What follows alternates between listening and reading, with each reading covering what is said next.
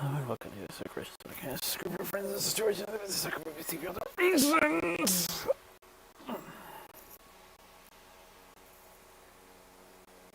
Yes. Sherlock Month continues. But yeah.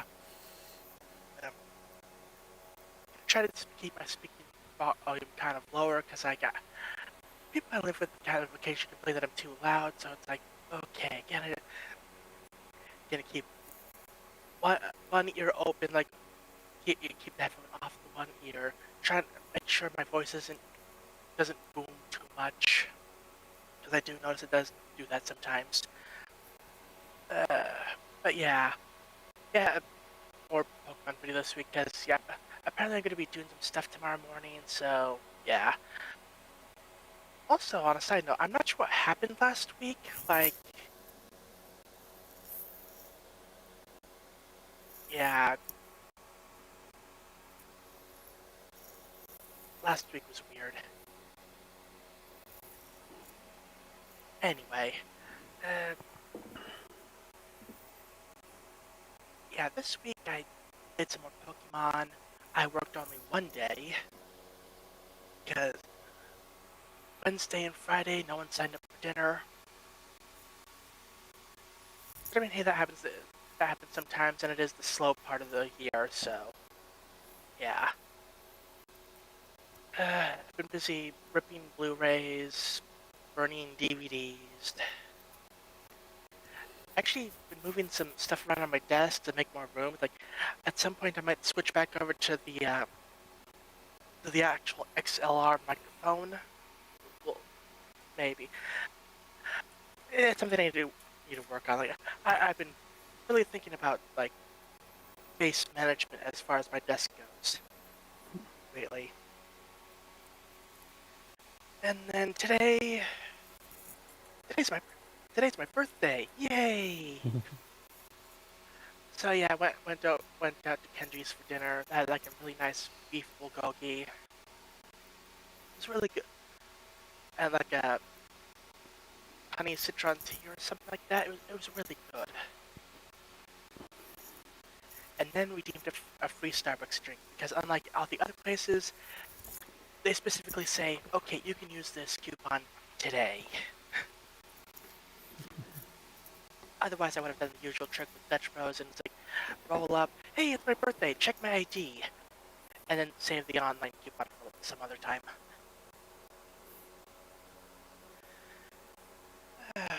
Right, what else?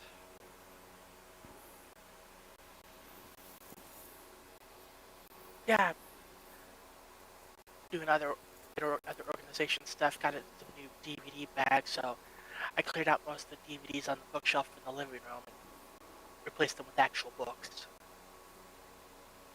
Which actually allowed me to not get rid of, but fold up fold out a fold out wicker bookshelf that I had in my room. I could fold that back up and actually make more space to move around.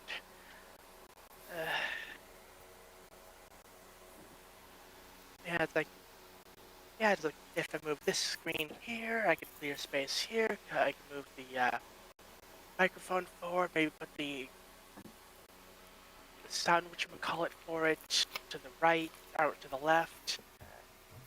That way I can free up more space in the back and maybe move my consoles back there, which would free up more space over there and all sorts of stuff.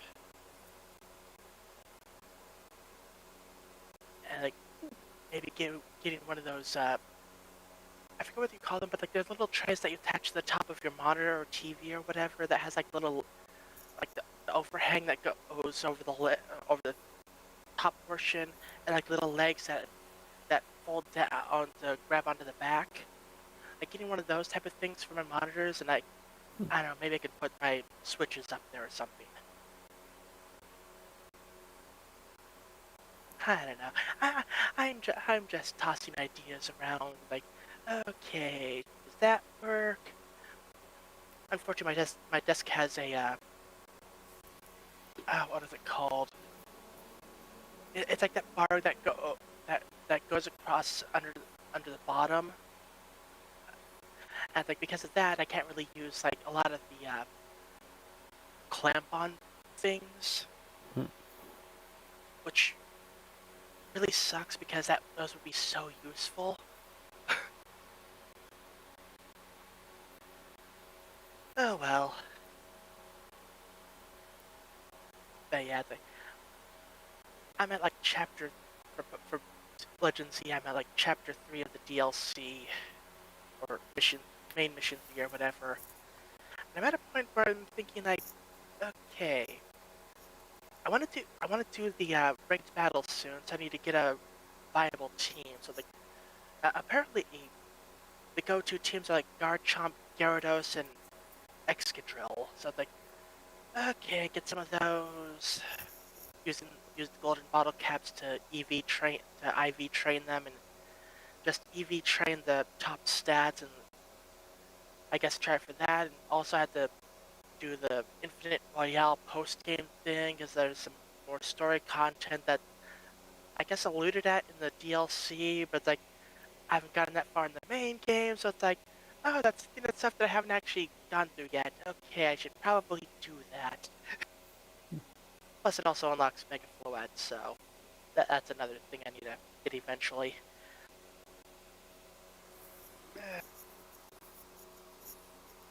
Now that I think about it, if I move all that stuff over, then I could maybe get the IKEA pegboard up on the other side of the desk, and I can mount the controllers. Yes,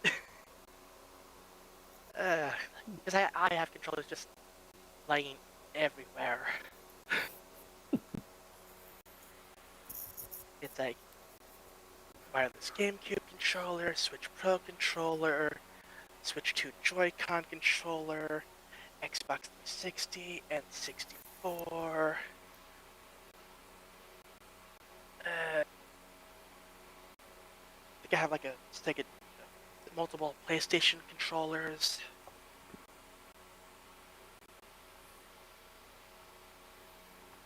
The trouble with having way too many consoles.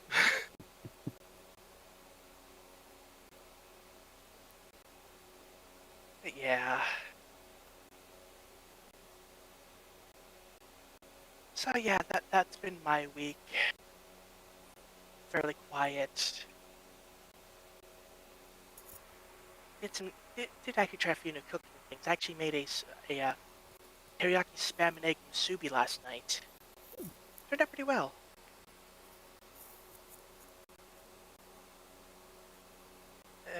Yeah, I was actually gonna drizzle on some sriracha ranch, but I forgot. It's like, oh well, maybe next time. And I was thinking for sushi, I could get like again some egg, maybe some long vertical slices of carrot, whatever, and maybe some of that. That tuna that you can get in the bags, like the single serving stuff. Like maybe one or two of those. Like they actually have those at Dollar Tree. They have like a lemon pepper flavor. That sounds really good. Like I could use that for sushi. Uh, yeah, just doing all sorts of trying out different food stuffs. But yeah, that was my week. How things been going with you the past week?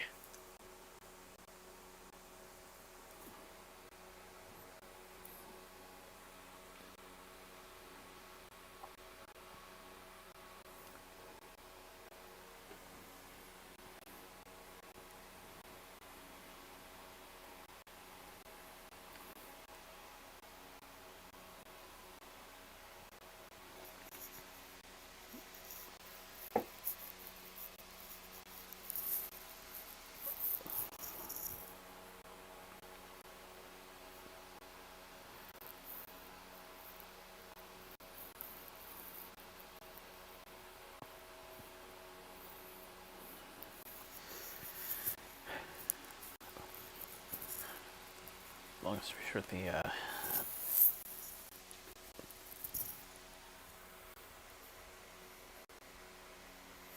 those two shows abruptly ended with a somewhat abruptly ended with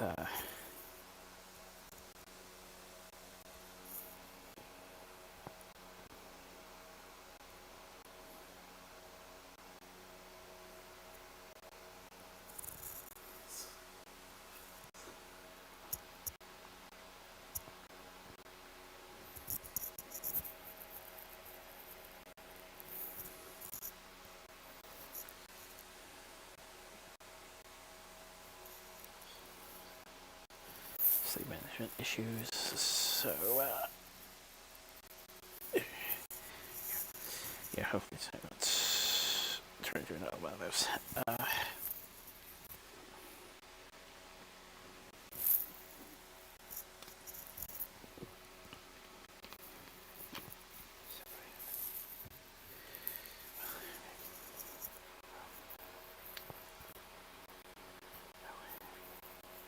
A few minor hiccups aside, Phoenix for Sunday went over pretty well. Managed to get all the people that I had on my list met and taken care of.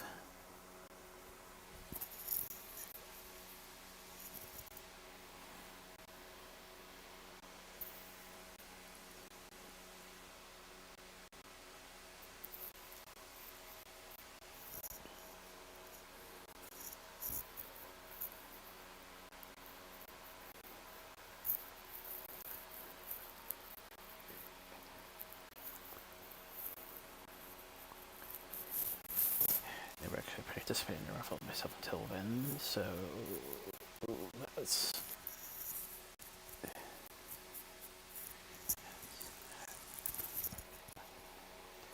unintentional, but still glad I might as well at least see if there were any bonuses I could get out of it.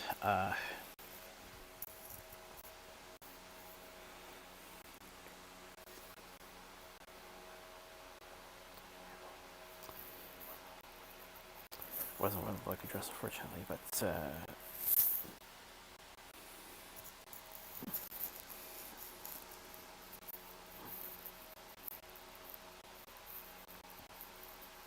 still a lot of fun to be with certain people again, including a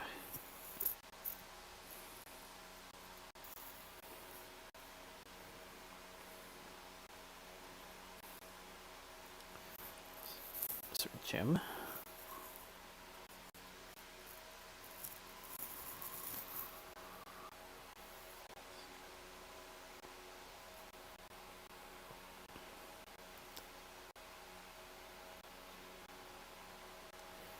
Some hiccups as far as the transit time, but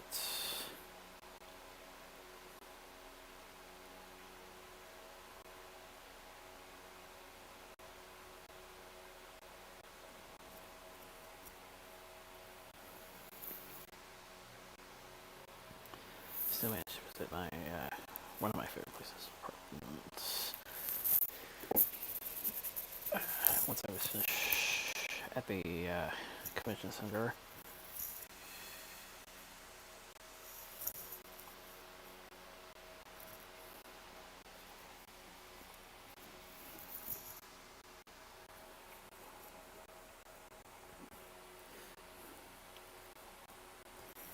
To get through their new regulations pretty well as trying to view some changes from the interior standpoint. At least one decoration was still up.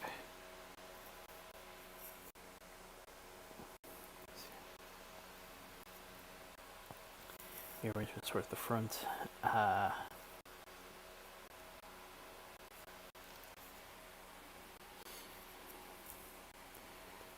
Changes to the gift shop area.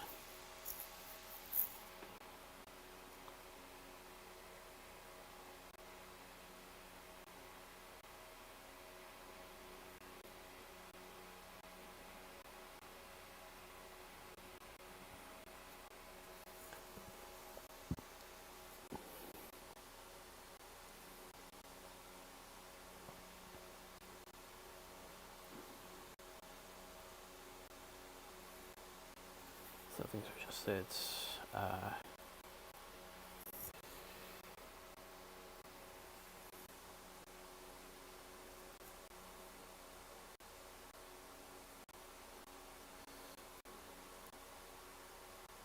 although separating gifts from the rest of the facility.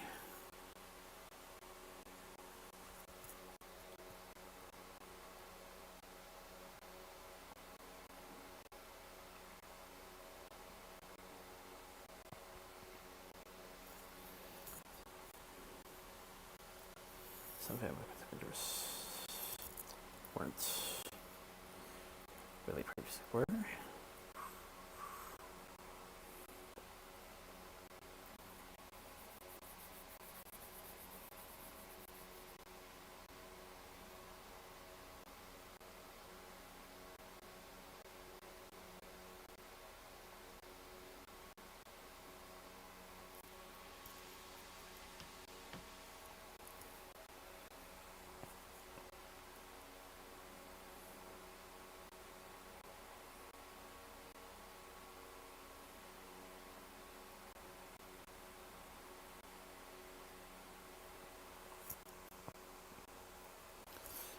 End up utilizing slightly different means to get back to the hotel region where I was staying at, but a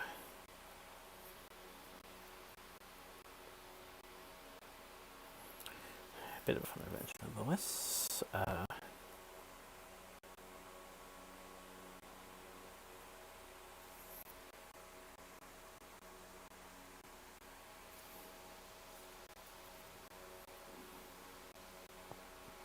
Slept at rest, then picked my bags, and then headed towards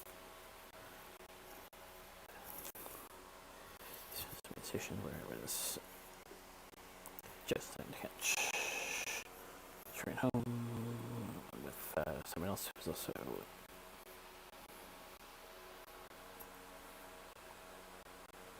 leaving the convention.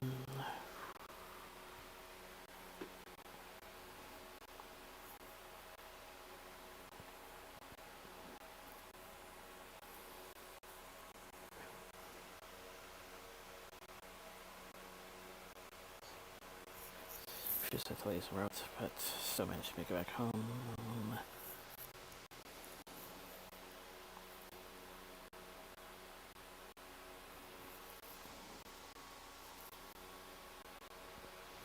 Probably being involved just in getting back to the things, as well as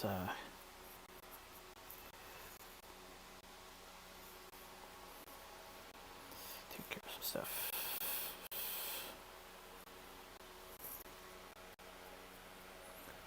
Accordance while I was away.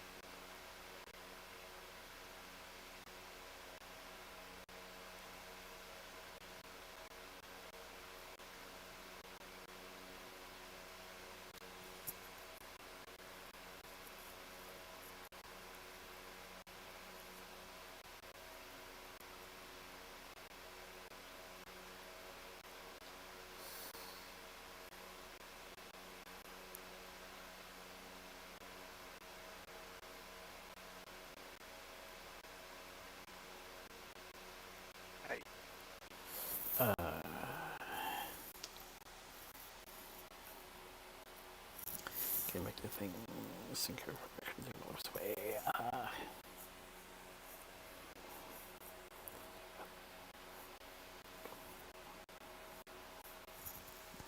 One thing that came up, I think, in between events was part of it. A few kinks to work out, but it seems to be working fine.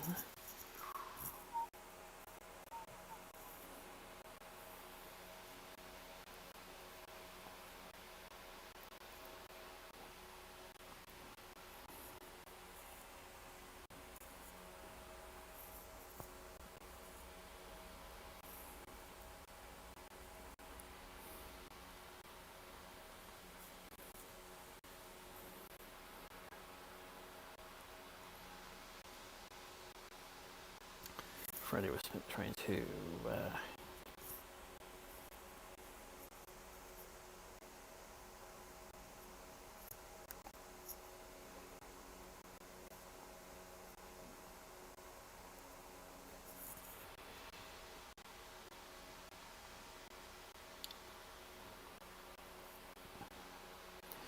come up with some things with very good success.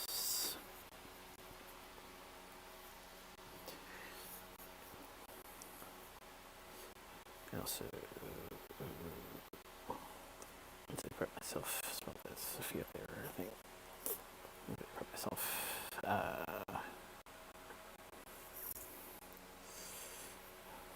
For plans early today.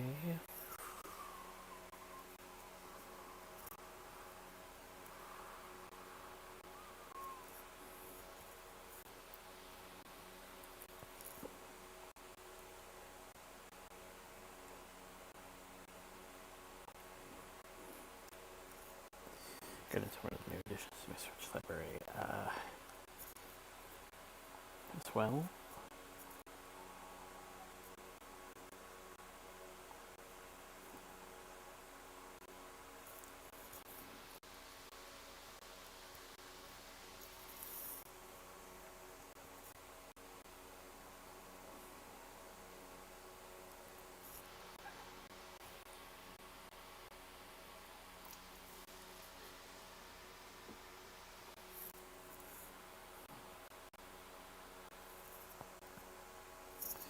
Presents to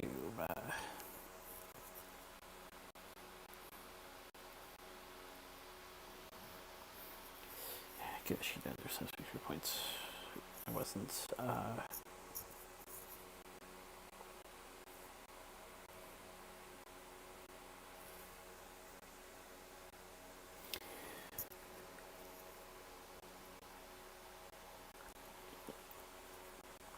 but then an alternative towards tips to make up for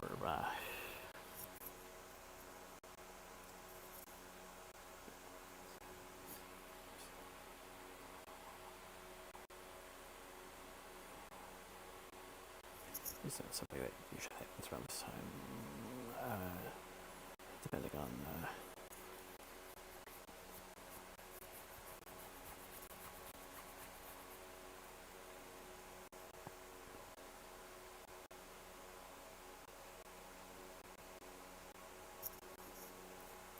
how schedule works for both of us.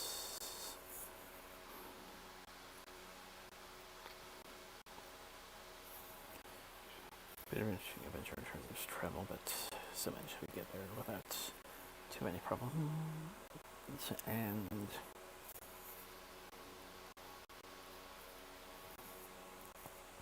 it's interesting what they done with the space they had.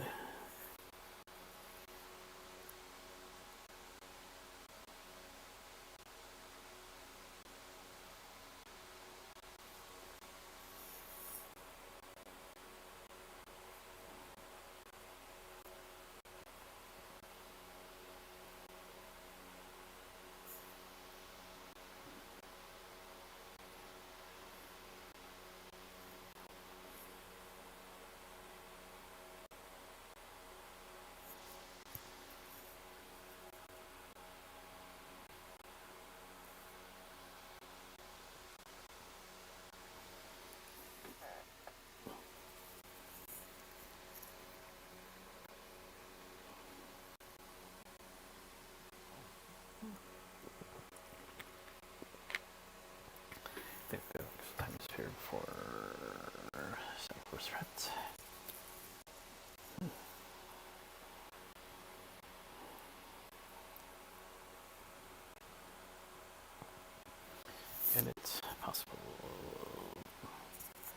else can come out of it in terms of some.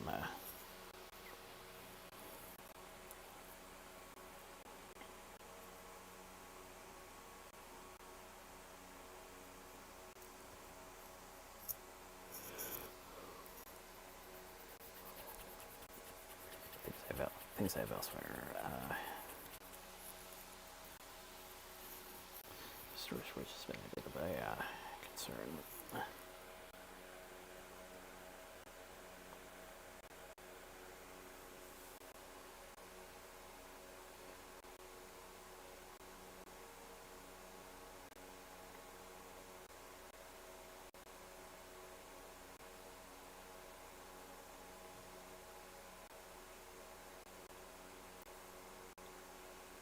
Yep.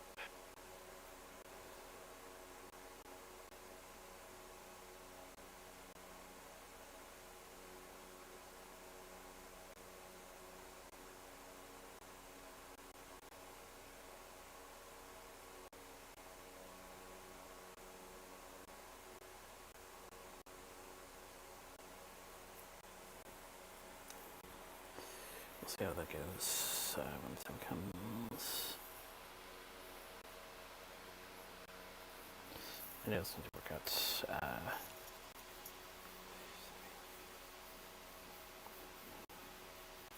Something was cutting this month as well as, well, at least the next 2 months. Part of which will involve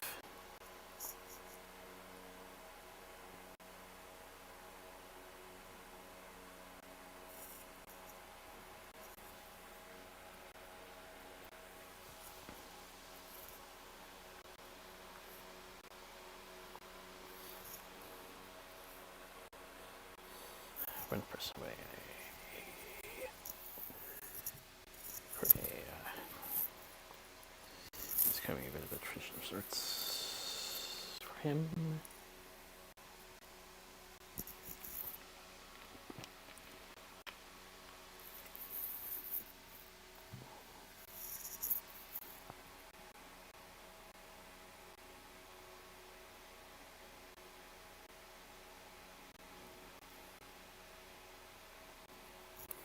Yeah.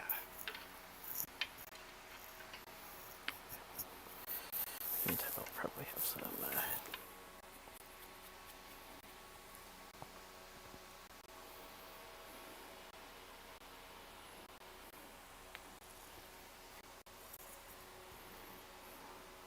Things put some serious thought into this.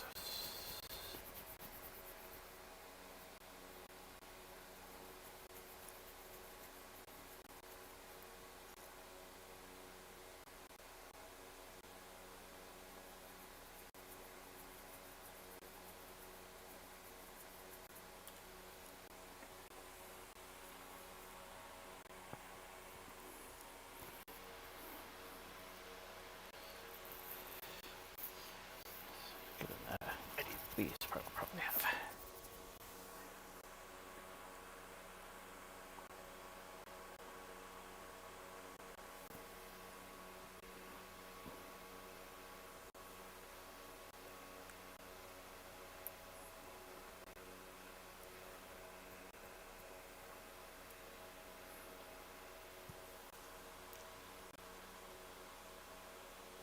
Maybe then.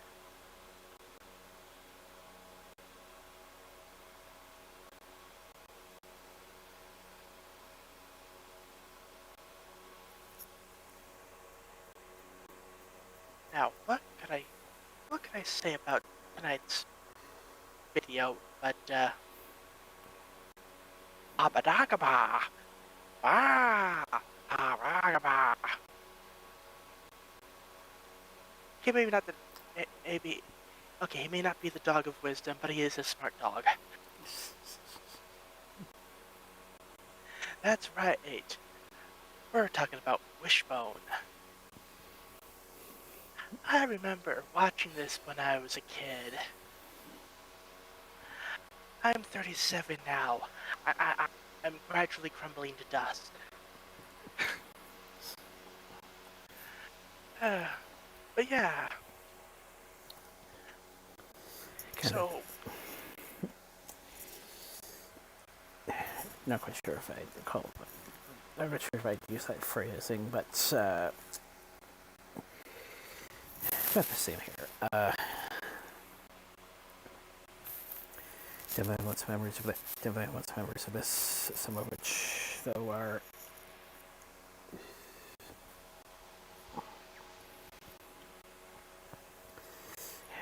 sections.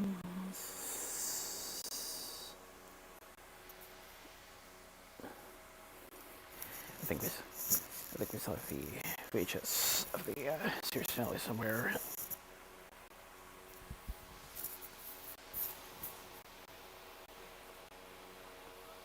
yeah, it's like, yeah, Wishbone may be a children's show, but it is a decent entry point if you want to get kids interested in classic literature.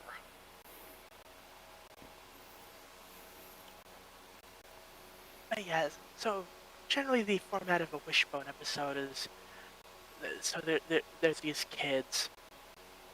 One of them is Wishbone's owner, and basically they get involved in some sort of plot of the week, and Wishbone, being the smart dog that he is, basically goes like, huh, this reminds me of this book.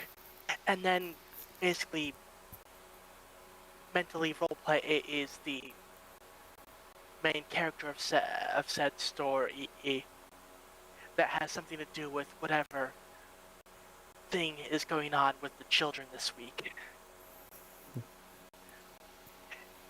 In this episode's case, yeah, apparently someone's been putting flyers around like, oh yeah, look at her with her mouth open after eating. Isn't she gross? You can even see a tater tot there. And of course, this being like the 90s, it's like, ugh, this will totally ruin my reputation. It's like, we need to find out who did this. So Wishbone's like, oh, a mystery, huh? You know, that reminds me of this Sherlock Holmes short story. And then Wishbone does this whole imaginary role play. This time is Sherlock. And I believe for the most part, it's just like the short story, but with Wishbone playing the main character. So basically, read Sherlock stories. And then every now and then, when he is done with the current chapter of the role play, it cuts back to the kids trying to like, okay, the person who put this went under a pseudonym, but I bet it's actually an anagram or something like that. And it's like, the name has this person's name in it, therefore she must be the one. Because like, yeah, she sometimes competes with the girl whose picture was posted. So they go confront her. It's like, what are you talking about? What? Me? What? If I did it, why would there be this flyer with me on it? Plot twist. Long story short, or it turns out that it was just some other guy who I guess I think it was basically like a girls are so dumb kind of thing. Okay, yeah, it's very shallow reasoning, but this is a children's cartoon from the 90s, so it's like, in this case, I'm willing to let it pass. So yeah, Wishbone finishes up his Sherlock roleplay, and the kids get together, like, okay, you know what we're gonna do? We're gonna catch him in the act, and then take a page out of his book. So long story short, the two girls play bicker, and then the main girl bickers with the boys, and apparently lowers the guy's guard down. It's like, oh, yeah, I can show you how good I am with camera work. And then they stick Wishbone after him, and rips his pants down and gets a picture of him in his underwear.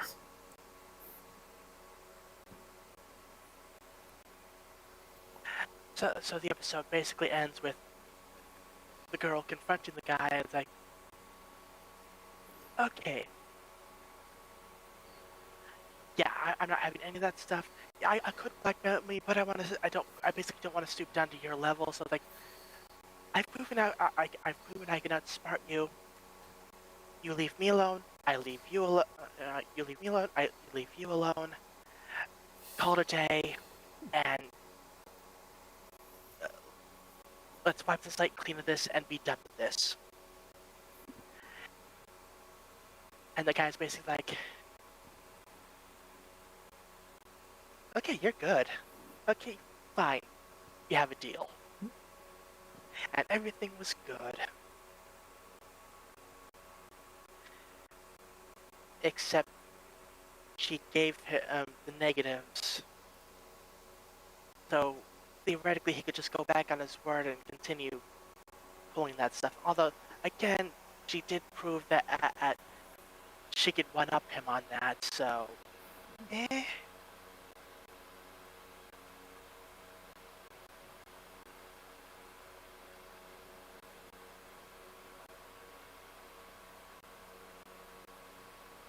Yeah, whatever. It was a good episode. And, yeah, once again, and it was an Irene Adler episode for Sherlock. So funny how we're going from last week to this and still having the same antagonist. But yeah, good episode. I mean, for a children's show of its time, it's pretty decent.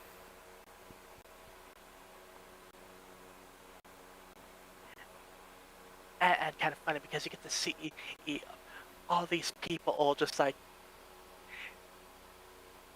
trying to act serious in their roles while the main character is a dog.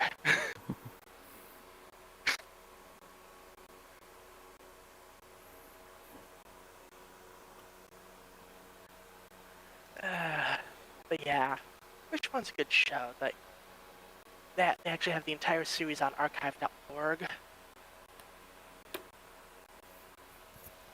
I mean, yeah, they could possibly take it down to this point, but the series is so old. Like, whoever would distribute it probably doesn't even care about the intellectual property anymore.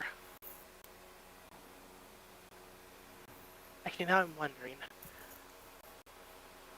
has it ever gotten a proper complete home release? Oh.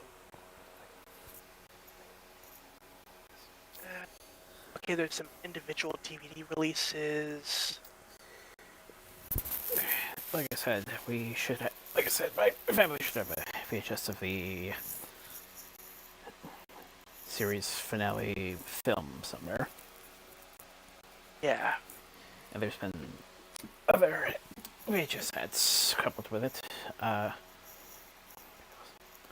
were also several books tied to it, which they've also advertised some of those VHSs. Yeah, but for like digital home media, I think the best you can do is like either find the episodes online or get a bootleg DVD.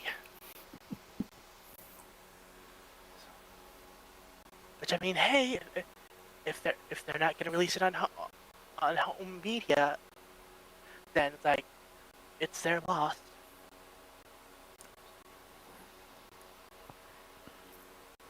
Yeah, apparently there was only like 4 DVD releases with 4 episodes each.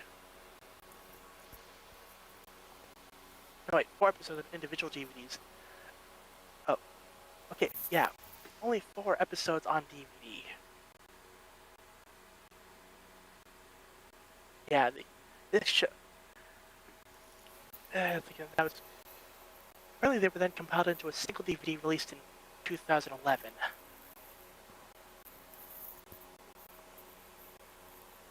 And what is with children's programming being shafted as far as home video goes?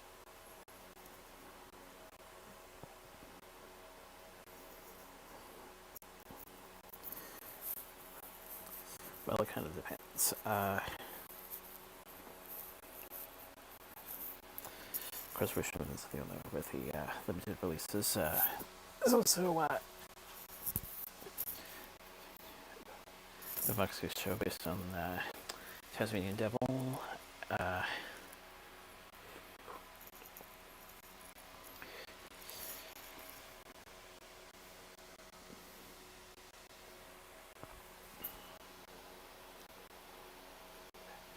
Can think of other interesting examples, although I can't say that there's another Fox Kids show that's sadly never seen the light of day in terms of disc releases. Here and the Pirates. Yep.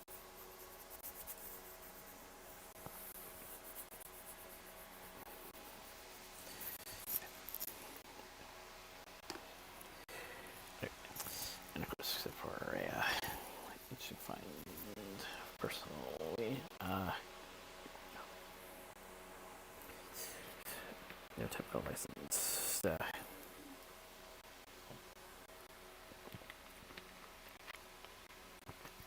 releases in terms of Generation 4 ponies. Yeah.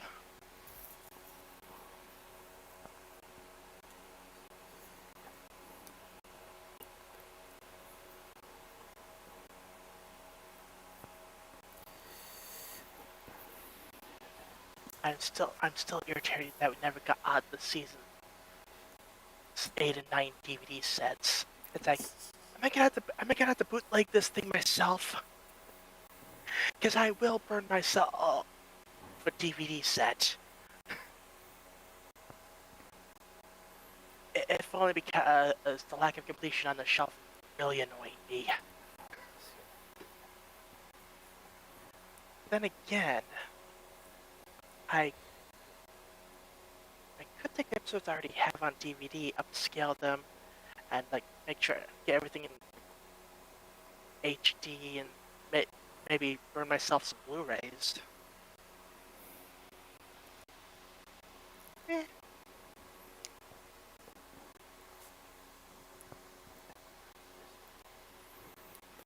Point is for bootleg DVDs.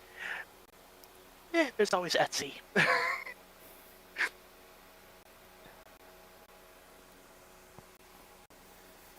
And then, yeah. and then, of course, on the complete series end of the scale, there's been, of course, a good chunk of DC cartoons.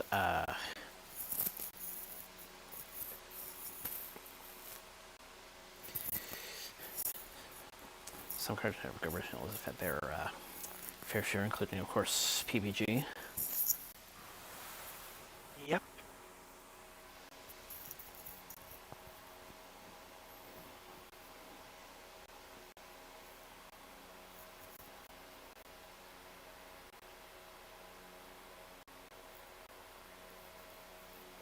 And like these days, anything recent, like if it's on a streaming service, odds are it's not getting a home release.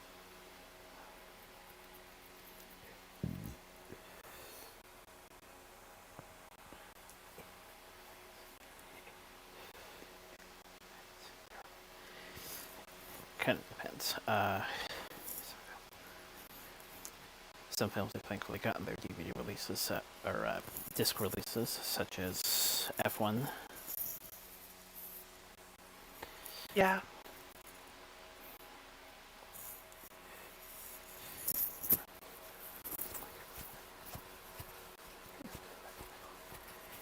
Can't remember particularly what happened to that modern classic Friends, but I definitely remember the Netflix ads for that.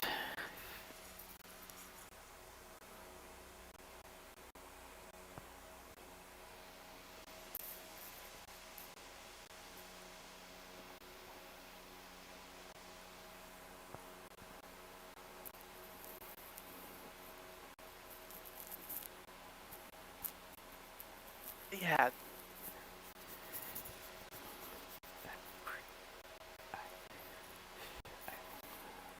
I think some are just of their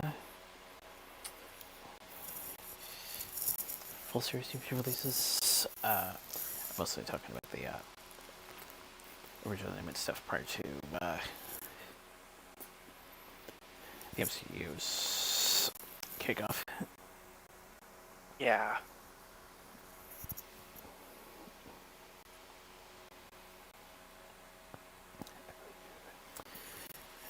So I think we did release the entirety, I think, of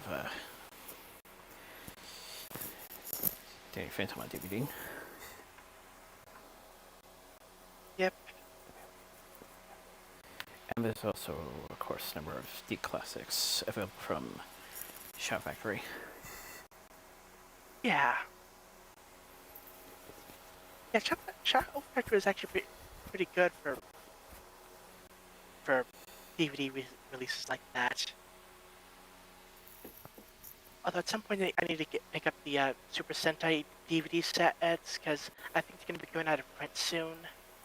So at the very least, I want to get Time Ranger because that was a good season. But yeah, that and I think the Shop Factory storefront basically got moved over to Grub, so Grub itself is actually a really good place to get DVDs. They're frequently having sales, and yeah.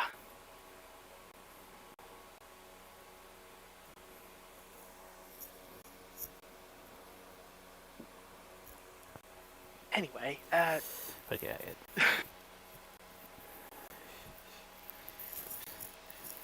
my guess is it kind of depends on popularity. true.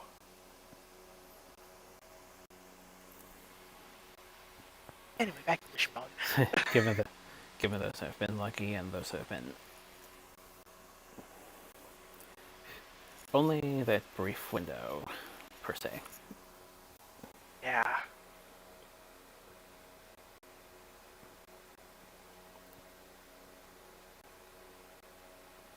Well, okay, I won't be speaking of it now, but like as far as like news regarding DVD and home media releases, I have a few.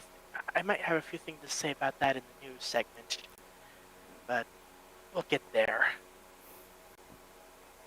Yeah. So yeah, back to Wishbone. As far as like the acting goes, pretty decent, for '90s children's show standards.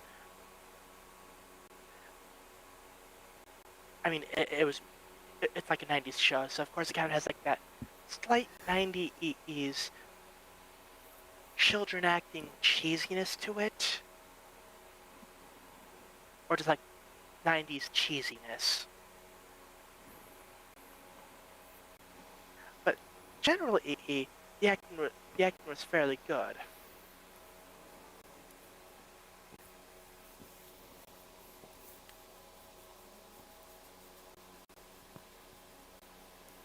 Again, even if just from the acting alone, you could tell what era it was made in.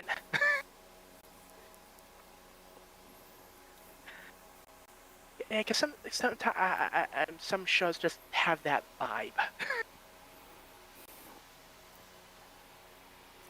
Okay, when did Wishbone start? 1995 to 1997. So yeah, mid '90s.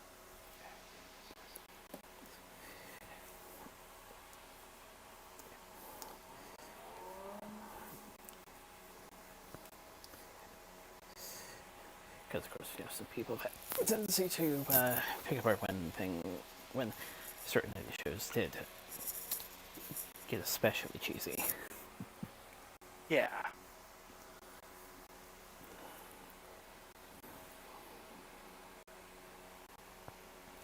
But I think with PBS in general, I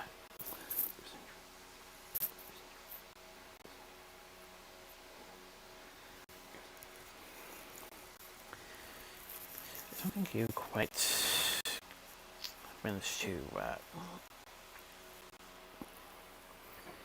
take too much notice, to be honest.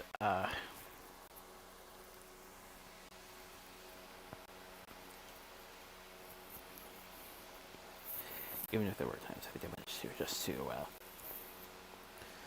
the cultures that we're developing with certain years and such. Yep. And then, when it comes to the acting, the credits often had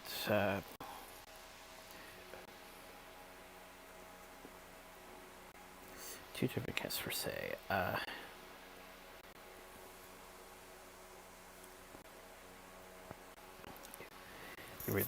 There was what was either called the contemporary or the Oakdale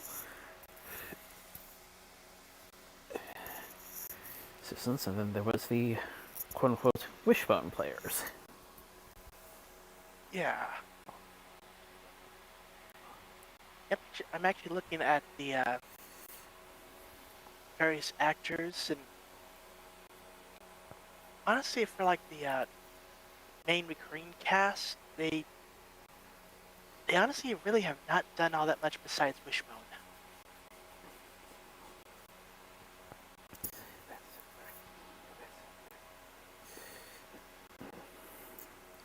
Which, I mean, yeah, Wishbone wasn't exactly a very high-end show, but then it's a little sad that their careers didn't like get any higher than this.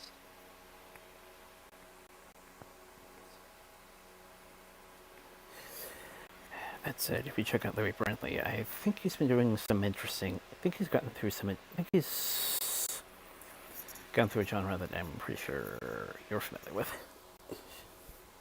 Yeah.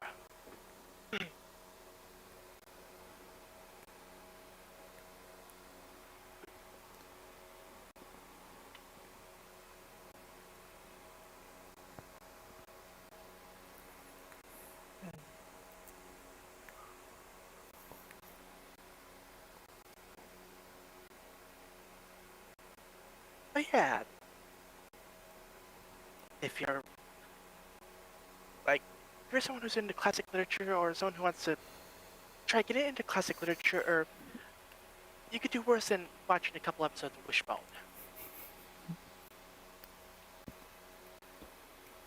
It's very much a basic intro to, well, various bits of classic literature.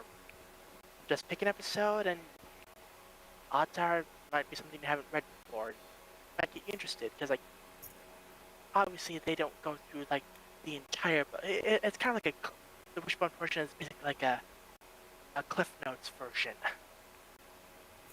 It gives you the basic summary without, like, all the details. And then again, this one was based on a short story, so I'm not exactly sure how long the short story was, but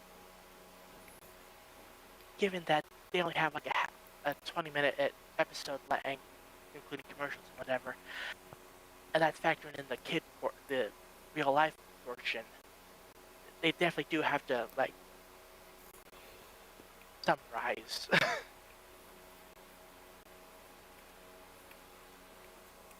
But even so, they do a good job of telling a coherent story.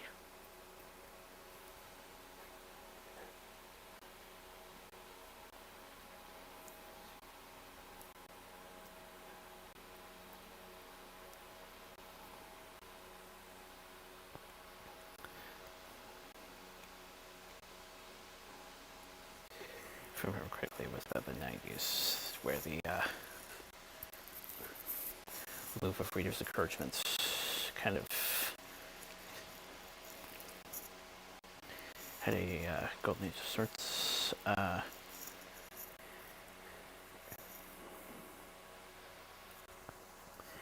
aside from this, there was, of course, Arthur Sesame Street, and from a film standpoint, and happily it's gotten a bit of a cult following, to my pleasure, because what I saw was definitely looked interesting. Macaulay Culkin, Christopher Lloyd, registered among others, as cast members of the Pagemaster. Yep.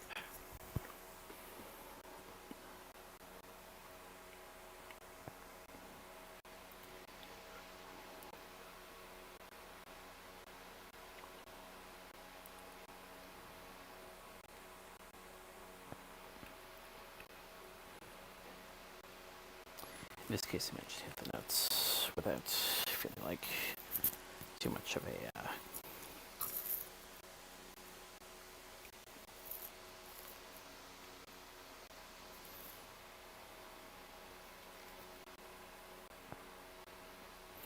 too much in terms of tambourines.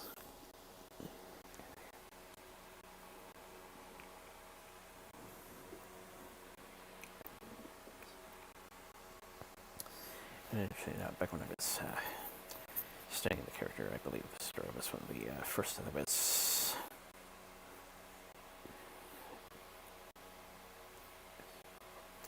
asked to do a bit of a report on. Yeah.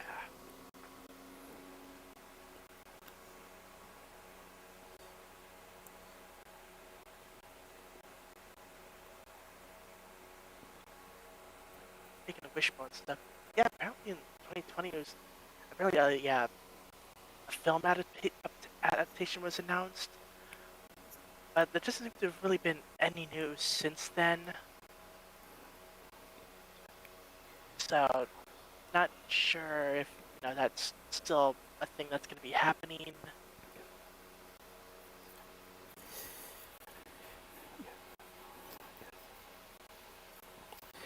Yeah, it sounds like development's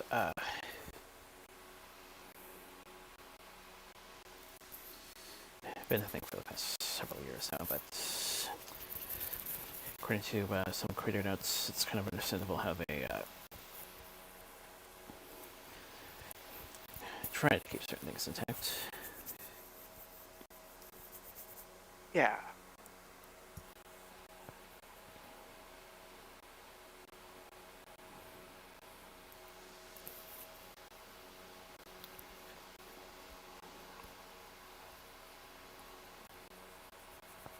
I mean, Yeah, that might be some interest to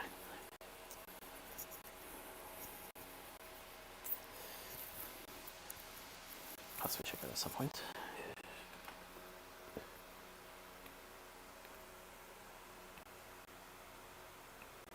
yeah, honestly, Wishbone is one of those shows that could basically be done at any point in time because, like, you're never not going to have books to adapt. You just have to work out a way to make the real life plot portion relate some way to whatever it is you're having the dog roleplay as.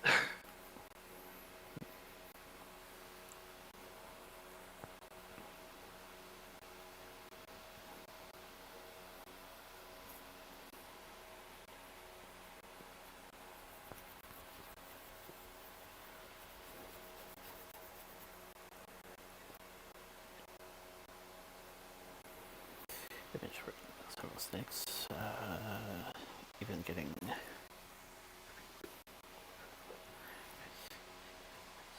close and appropriate sets when it comes to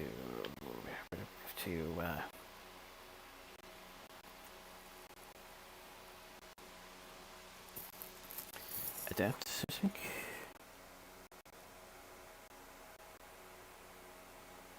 Yeah.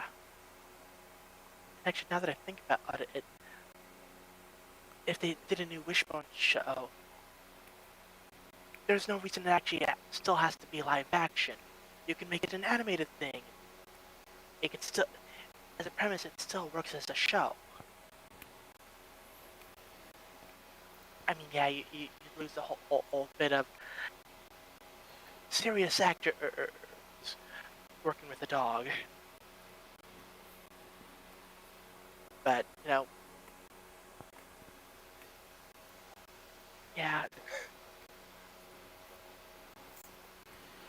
Honestly, not a bad idea, because I hear that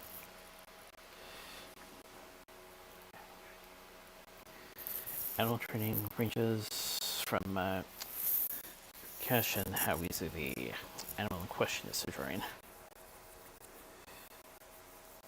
yeah.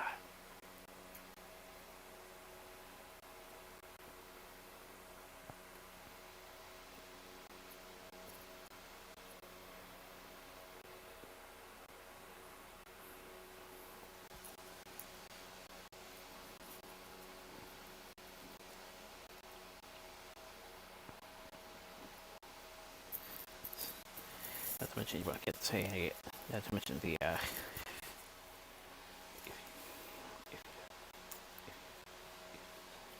if you do decide to animate facially, the animals won't.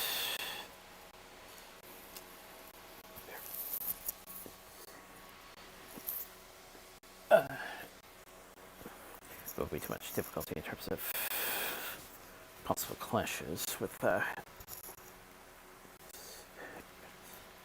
reality, and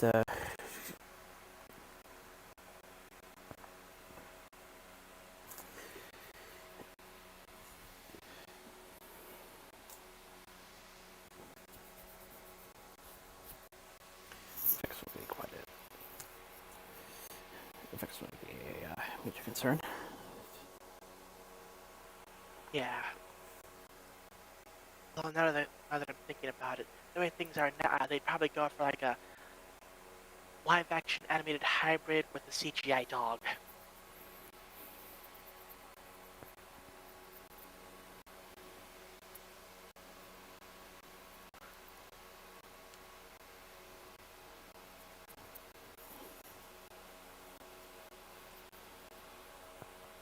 Like that way, you can still have human actors, but not have to worry about, getting a dog to cooperate.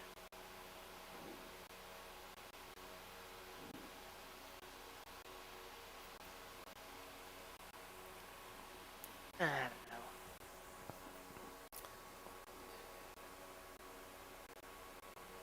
Yeah, Wishbone is definitely a show I could see maybe coming back in the future. Maybe.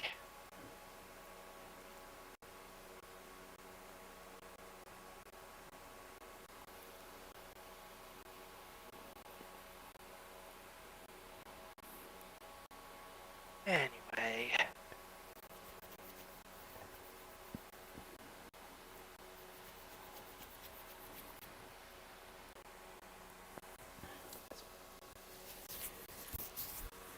As I mentioned before, the other way is practically a major standout in terms of major standout amongst the characters, the character he's portraying interacts with.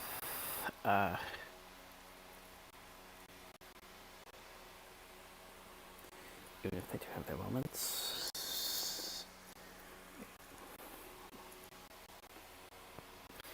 I'm happy that certain executives are taking notice of his range. Otherwise, we'd have gotten that interesting resume of sorts. Yep.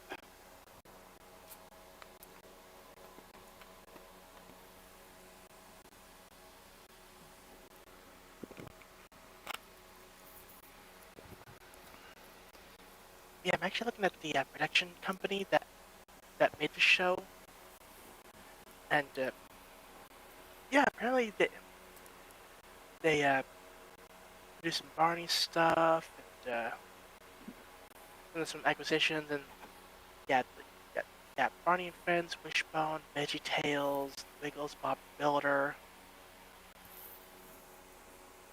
or at least for home video distribution for the last couple. Uh, yeah.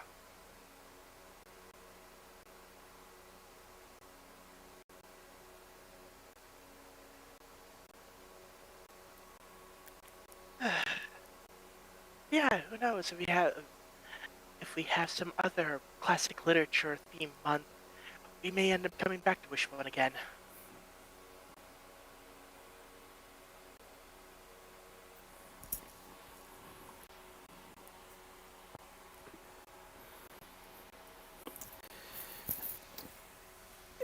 And it's possible there might also be a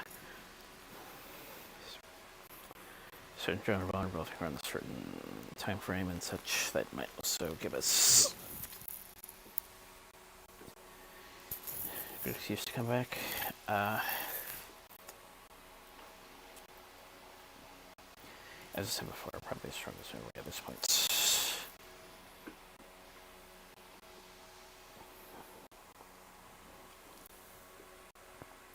that feature like series finale.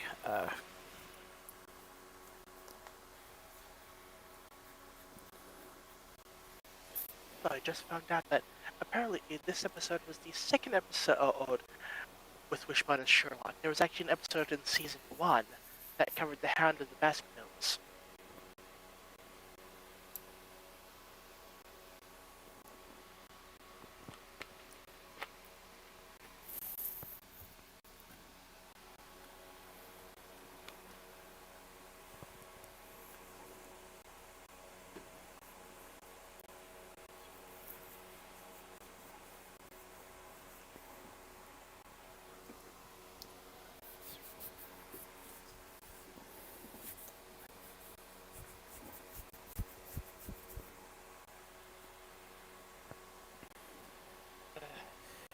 Performance arrangements. Had a slightly different scenario. Probably had a slightly different scenario at the time. Yes. But guys, I guess there are some of their slight other adventures that I can also point out. I can remember some parts of when he did H.G. Wells. Surprisingly remember when he did a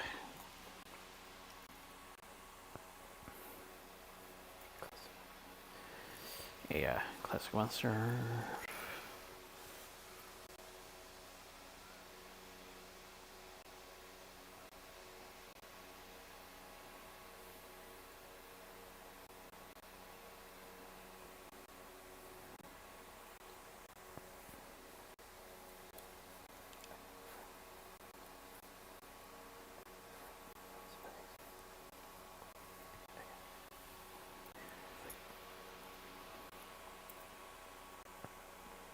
Like I said, fragmented moments, but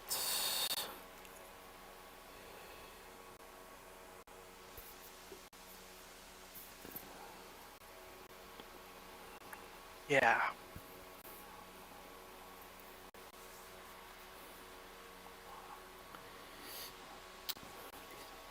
they're still resonant.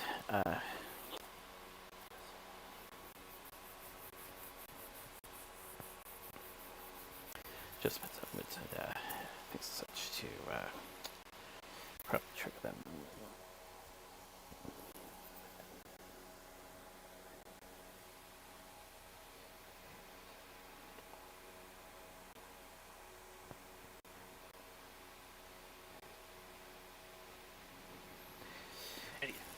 And of course, eventually that theme song at some certain times occasionally works into my head. Yeah, that's fair. It was a good theme song.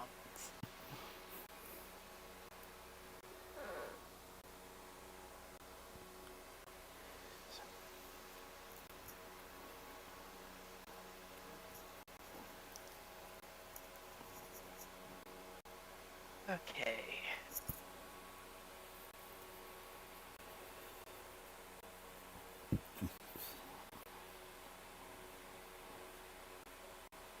Into this week's news.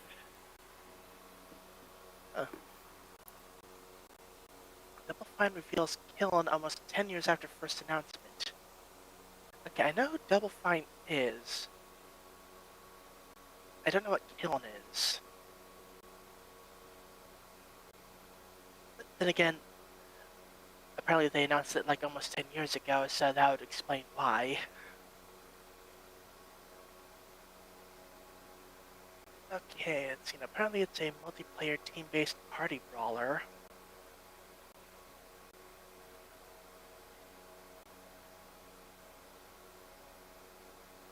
And they've basically been radio silent for almost the entire time.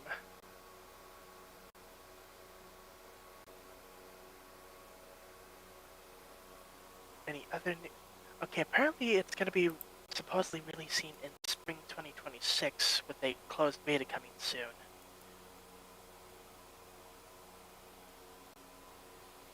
And on one hand, not saying anything about it and having people forget about it, means that they have less expectations, maybe.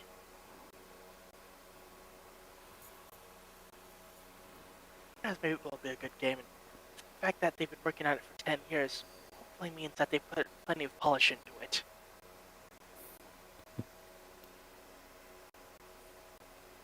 Okay. Crimson Desert goes gold after 2 months before release. That's pretty good.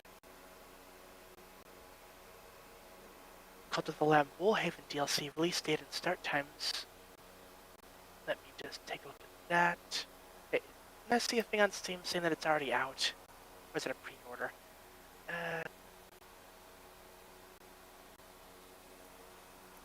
Oh, released on Thursday this week.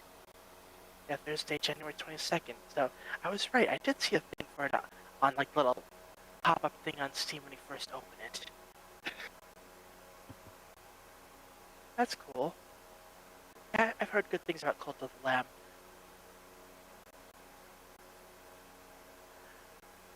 Destiny 2 Shadow and Order has reportedly been delayed. I mean, it depends on the reason for the delay. If because of bugs, then yeah, delaying is better. So apparently it's been delayed to early March.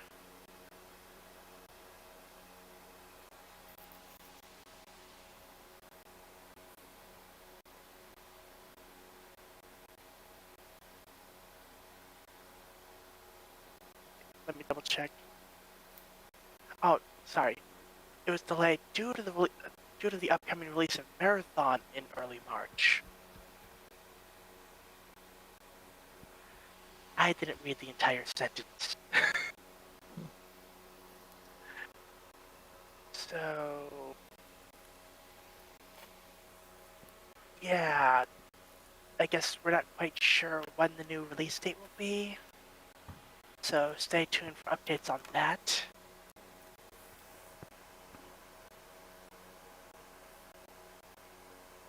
Far Cry 3 Classic Edition has received a 60 FPS update. Always nice to see.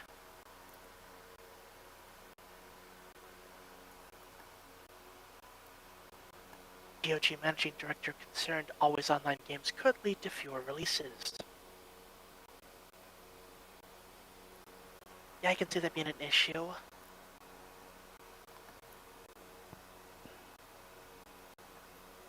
Okay, time for this week's anime. Other related, usually Asian media news. Siren TV anime reveals more cast. MF Ghost third season anime's English dub debuts. Crunchyroll announces Jujutsu Kaisen Season 3. Anyways, I'm Falling in Love with You Season 2. And Roll Over and Die English dub cast. Roda's Dancing Manga gets a TV anime this summer. Crunchyroll reveals tune in to the Midnight Heart anime's English dub cast. FX Fighter Kurumi-chan manga gets TV anime.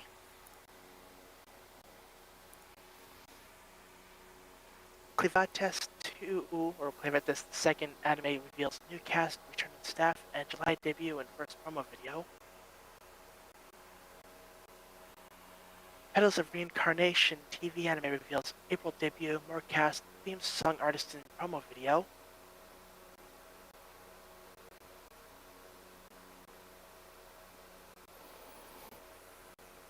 Finally, the Dragon Ball Super Beerus TV anime has been announced for this fall, which is basically a, I guess, enhanced edition of the DBZ Battle of Gods story arc from Dragon Ball Super,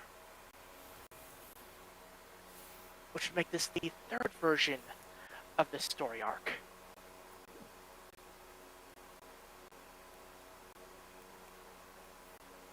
Speaking of Dragon Ball announces Dragon Ball Super, the Galactic Patrol anime, basically covering the Moro arc of the anime.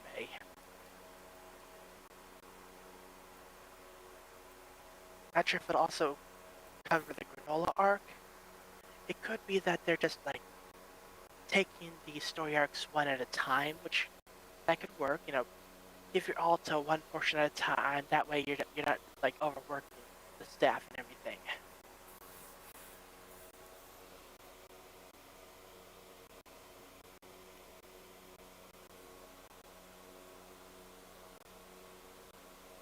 Cyborg 009 Nemesis anime reveals teaser trailer, theme song artist, and 2026 debut.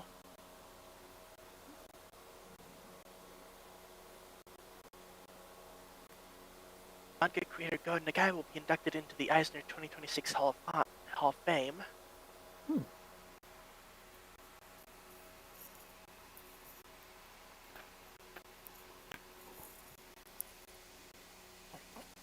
Yeah, he's the guy who's behind Cutie Honey, Devilman, Mazinger Z, Get a Robo.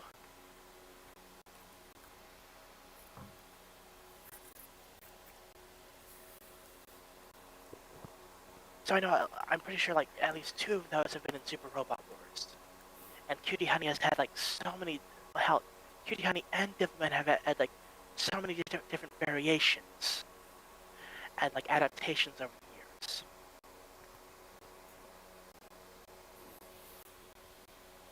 So yeah, good on him. Strongest Job is apparently not a hero or a sage. TV anime's first promo video reveals opening theme. Ooh.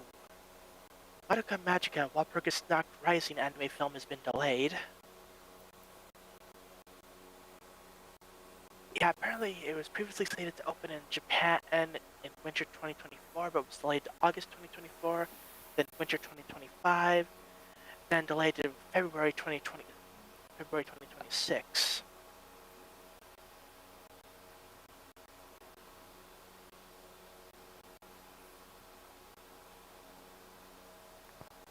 Wait, the site will announce a new opening date for the film in February. Oh, it was previously announced for February. Now we're just waiting on the new release date.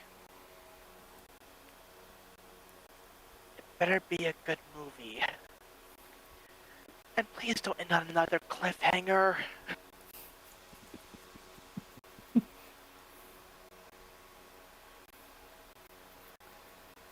Pokemon developer Game Freak's Beast of Reincarnation game to launch in summer 2026.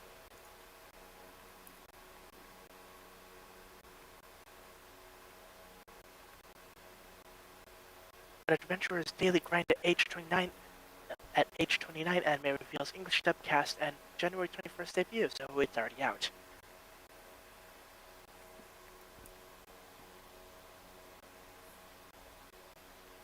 Demon Slayer Infinity Castle to be the first anime to play in IMAX's taller aspect ratio.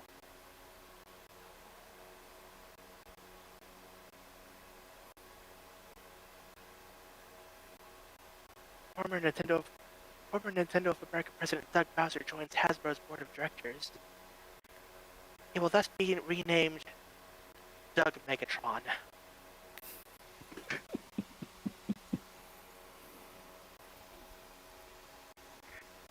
I think I was reading a Reddit thread on the whole thing, and basically it was generally agreed on that whenever he joins a different company, he must thus be renamed to an appropriate name.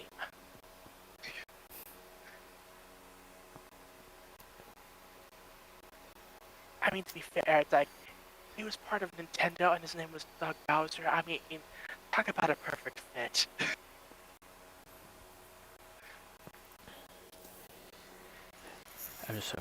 I'm just personally hoping this isn't part of a rumored transition of sorts for a certain company. Yeah.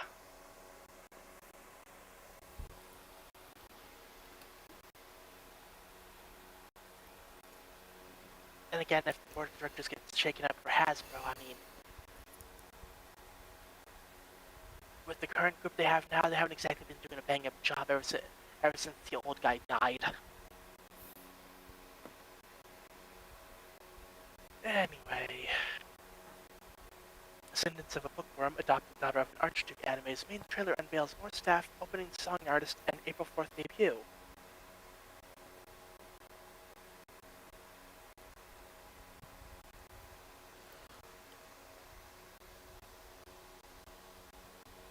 Got some AQD news. Well, it's not happening quite yet. Yeah. After 15 years, he's free. It's time for the Sophisto to retire.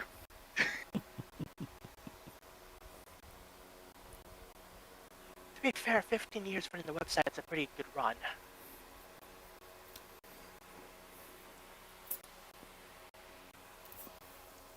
And, well, let's face it, we haven't exactly been having a huge burst of pony content the last couple of years.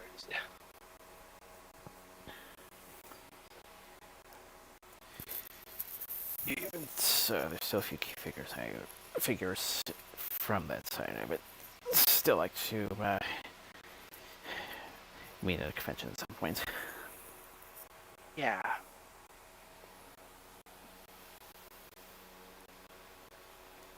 Okay, it's time for this week's AC Race Best update. He has now seen Zootopia 2 86 times. Can he make it to 100? Only time will tell.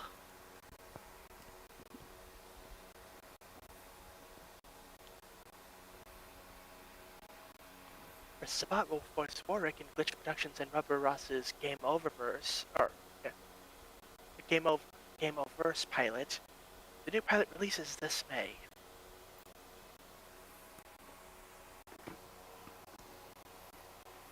Apparently we're getting Ed from Ed, Ed, and Eddie in Fortnite. That is Ed with 1D.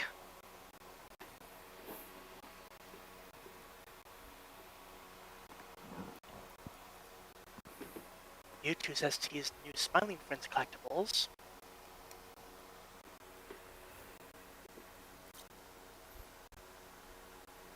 Lore Olympus adult animated series is in the works at Prime Video. The show is based off the webcomic created by Rachel Smythe.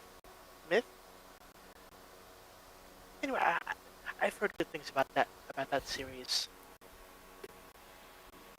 Something may have gotten slightly interested due to crossover fan fiction, as I tend to do with various shows and other media.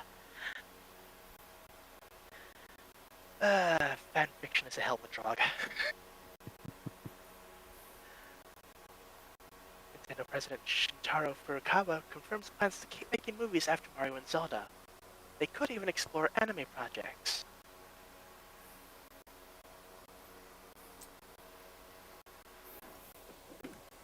You know, Metro could actually make a pretty decent anime movie.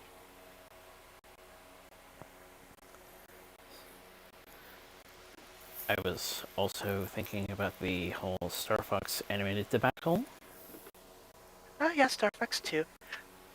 Honestly, anything that's more sci-fi than fantasy would probably be better off being animated instead of live action.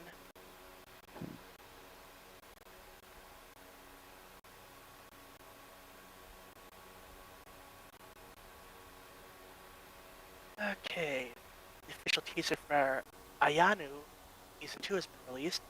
The season releases on Cartoon Network on HBO Max this spring.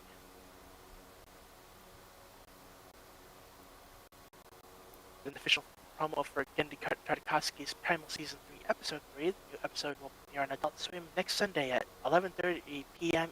Eastern Standard Time.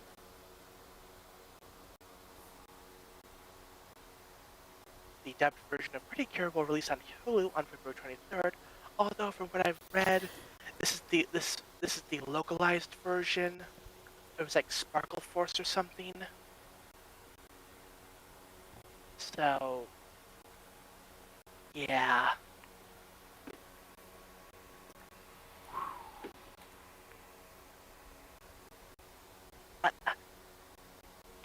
I am not a fan of local. Okay, I understand some localization for anime, but when you're like, I need to double check. But like, if they're going like the Detective Conan the Case Closed route, where they're literally Americanizing names and everything, then yeah, okay. Pokemon gets a pass because that happened early enough that anime wasn't really a thing yet in America for the most part. I mean, it was a thing, but it wasn't like widespread popular yet. I'm willing to bet back then people didn't even know that it was anime. But I, it's like, I believe it was in the late 20th century where in the late 20th century when Japanese imports were just starting out, that it could be excused. yeah.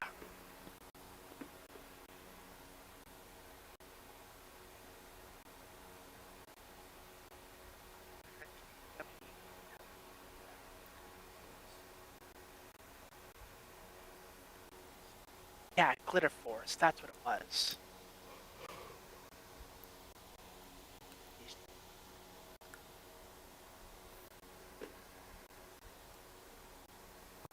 And I knows that those one, yeah.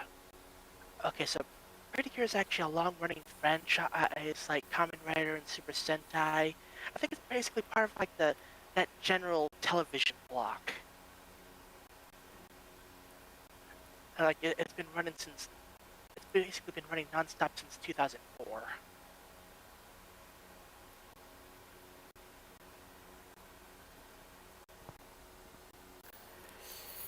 12th And anniversary. actually, yeah, and actually the shows that were adapted were the 9th and 10th series respectively, Smile Precure and Doki Doki Precure.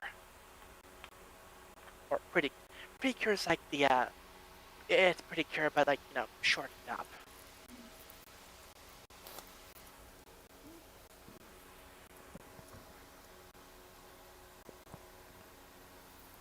Wait, did they actually? Uh, yeah, they Americanized the names. Oh no.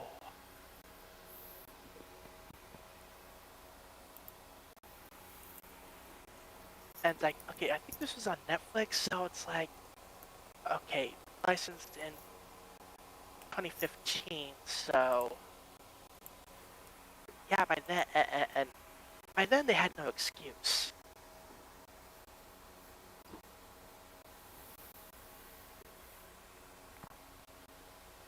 Like, there's no excuse for Americanizing anime in 2015.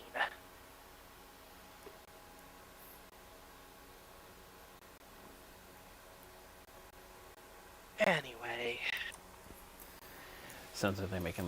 Sounds like they're making Power Girl Z excusable in a strange way. yeah.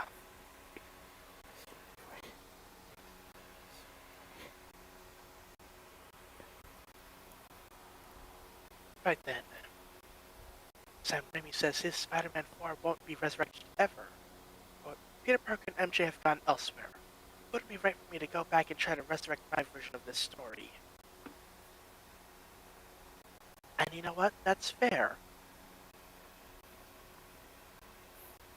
The Spider-Man No Way Home, that was a decent send-off for the two earlier versions of Spider-Man.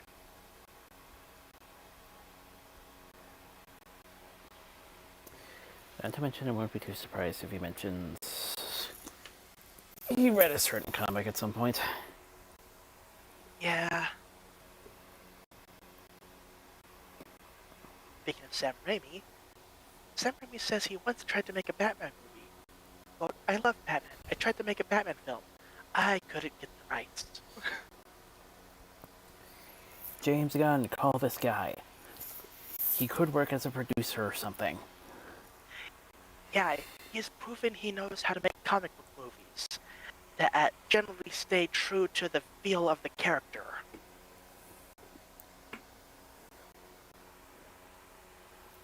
Plus, Sam Raimi in general just makes good movies.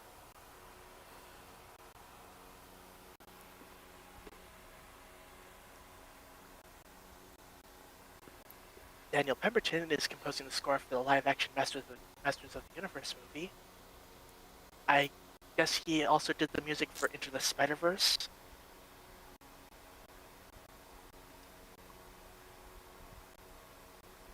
Got the first teaser for Jason Momoa as Lobo in Supergirl in theaters June 26th.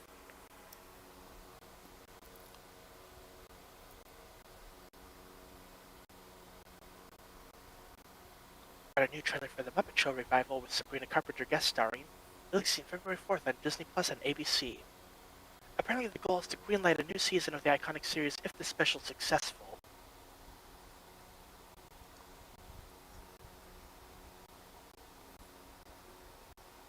Got a new look at the wearable Lego Crocs. It'll cost $150. Ah yes, Lego Crocs. Also known as making sure people don't step on your feet. And if I remember those news reports correctly, try not to wear them on escalators. Yeah. Although the real question is, can you stack them?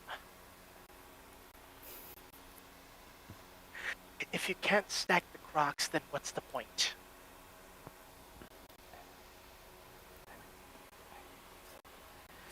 I imagine silicone, rubber, that kind of stuff. Lots of that will be utilized.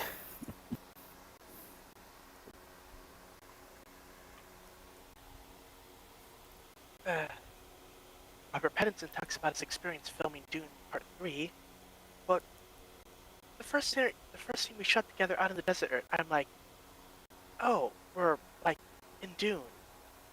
And Zendaya's like, yeah, we're doing a Dune movie.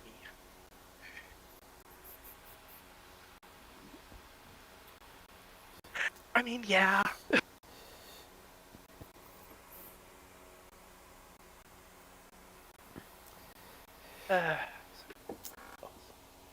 Gotta first get Fire Mario and Fire Luigi in the Super Mario Galaxy movie.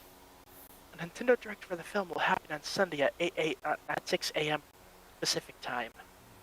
So about a little less than 6 hours from now.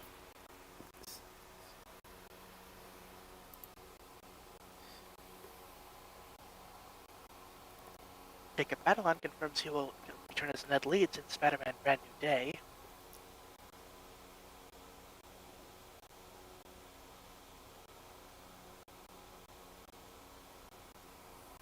Chris Pratt says he sent James Gunn a photoshopped photo of himself with the Batman mask on.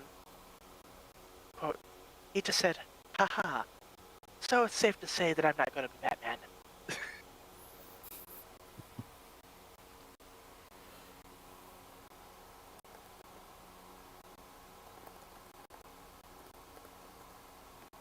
Okay, that DVD's done. Michael B. Jordan says he cried with his mom over his first ever Oscar nomination for Sinners. Quote, my mom was my first call. It was great. A lot of tears and the reason why I'm even in this industry and why I'm acting at all. Why that was even an idea. Talk to the woman who started it all for Earth and the world.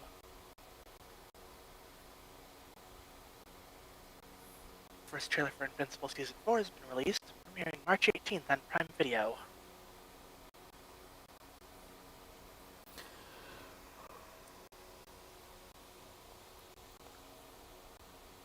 Got a new poster for John Patton Ford's How to Make a Killing, starring Glenn Powell and Margaret Qualley. The film follows the heir to a major family fortune who decides to murder all the other heirs to inherit $28 billion.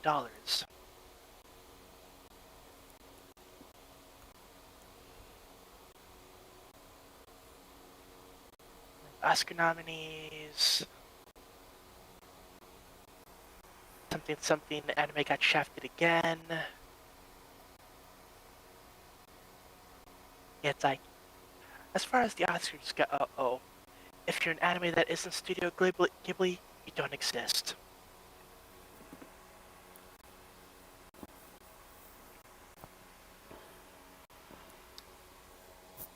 Next Evil Dead movie is nearing the start of production from director Francis Gallotti. Charlotte Hope, Jessica McNamee, Zach Gilford, and Josh Hellman will star in the film.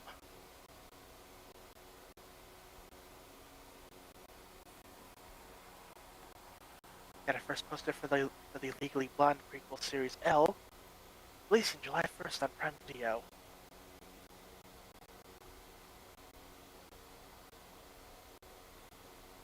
Max Parker has been cast as Heimdall in the live-action God of War series.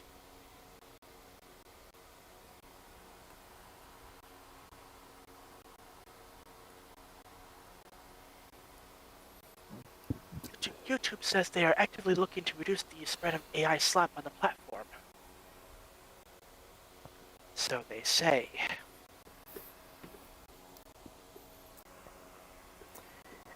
We'll see how that turns out. Yeah. Especially given certain security requirements that happened months ago. Yep.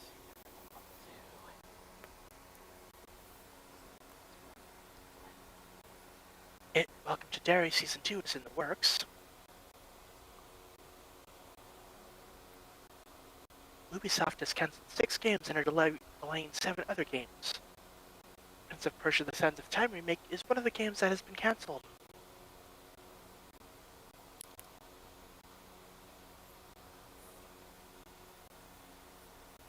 First teaser for the new Star Wars animated series, Maul, Shadow Lord.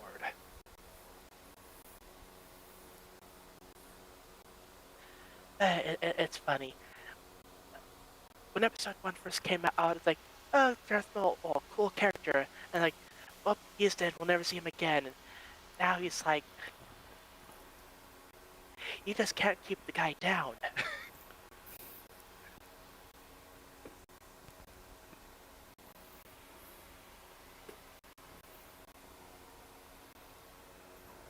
Pirates of the Caribbean director Gore Verbinski says that some CGI in movies is now worse because of over-reliance on Unreal Engine. But people started thinking maybe movies can also use Unreal for finished visual effects. So you have this sort of gaming aesthetic entering the world of cinema.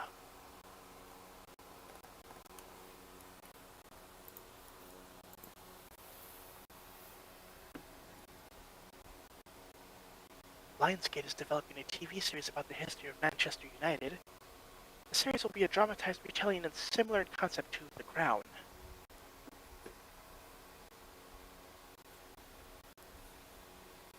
Kenan Thompson and Cal Mitchell are developing a horror comedy film titled Kenan and Cal Meet Frankenstein.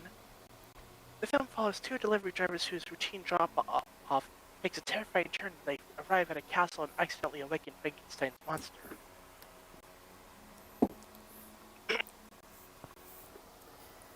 That looks like fun.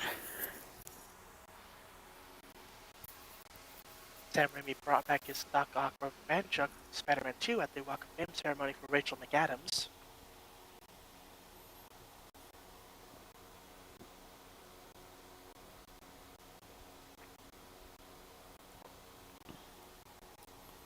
One major role for the Batman Part 2 still needs to be cast. It is an older male character, presumably the role of Harvey Dent's father.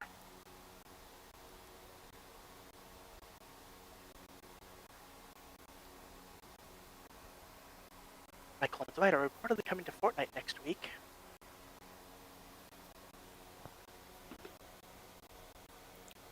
Next CEO of Disney is expected to be revealed next month.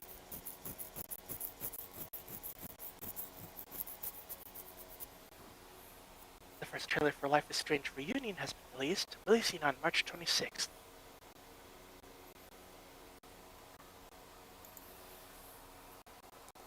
Quote, by and for fans of the original Life is Strange Reunion finally brings Max and Chloe's saga to a definitive close.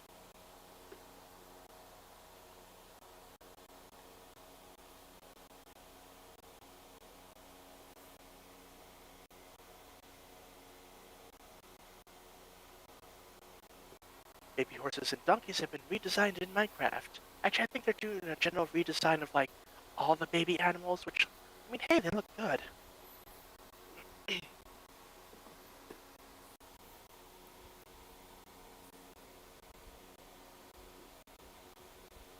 At the first teaser for Bait, starring Riz Ahmed, the series follows a man who manages to audition to be the next James Bond, but his life spirals out of control once everyone weighs in on whether he's right for the job. releasing March 25th on Prime Video.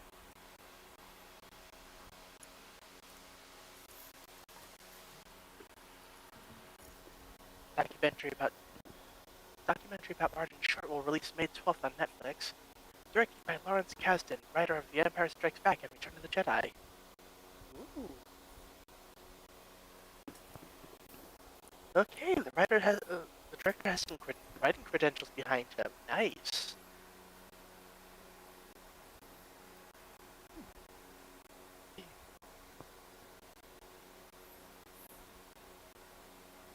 Hey. Definitely interesting.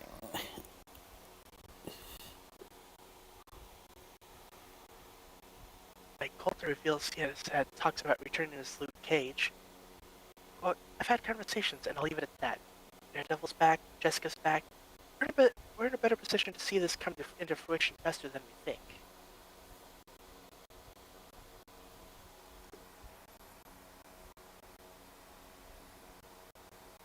Ben Affleck explains how he believes AI will never replace actors or screenwriting. Quote, we have the sense there's this existential dread that's gonna wipe everything out. That runs counter to what history shows. I think a lot of that rhetoric comes from people trying to justify valuations.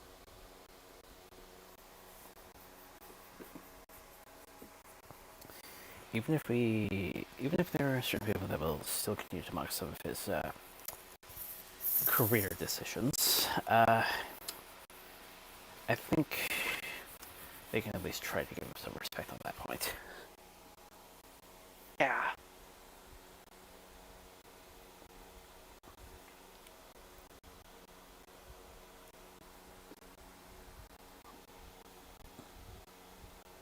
Okay. Rockstar Games is giving early access to GTA 6 to a terminally ill fan after his family shared his story on social media.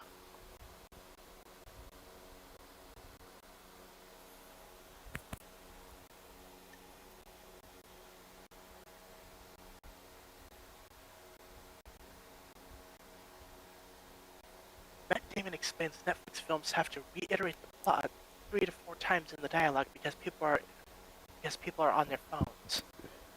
But a standard way to make an action movie, you usually have 3 set pieces and they kind of ramp up to the big one with all the explosions. Now they're like, can we get a big one in the first 5 minutes? We want people to stay tuned in.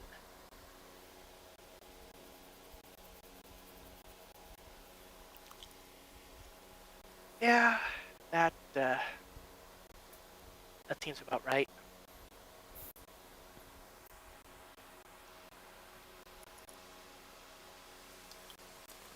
I'm occasionally guilty of like drifting over to my phone whenever something's on.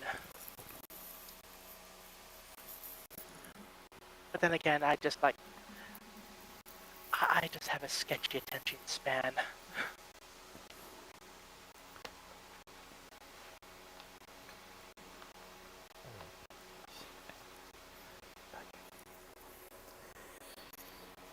I like to argue that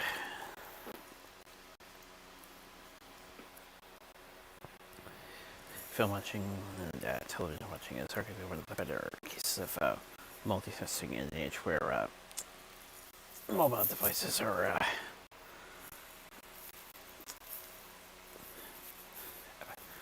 about 50% of daily use. Yeah. Except of course, Although at least when I'm except of course in go the ahead. film, except of course on the big screen. Yeah, phone with big screen is a no-go. I'm not that bad.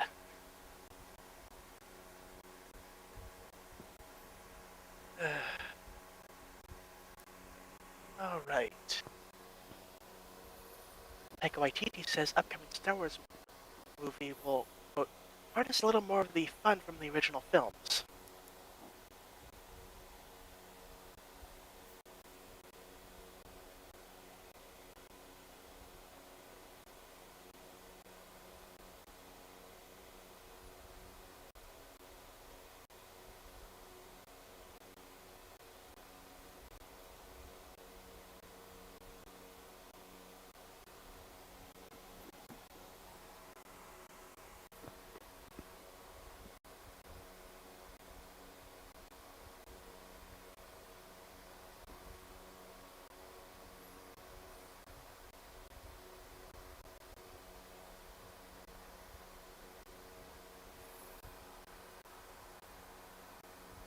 So yeah, earlier I mentioned like stuff about news, stuff about home releases. Well, this is more anime news, but yeah, apparently Crunchyroll recently decided like, yeah, you know all those discotheque home releases.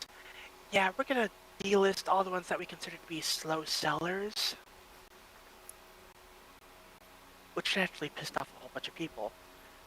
Thankfully, the guys over at Media OCD saw this and basically communicated with discotheque. It's like, okay, since Crunchyroll's not doing their job, how about we start releasing stuff in batches of like 20 to 40 each month to pick up the slack.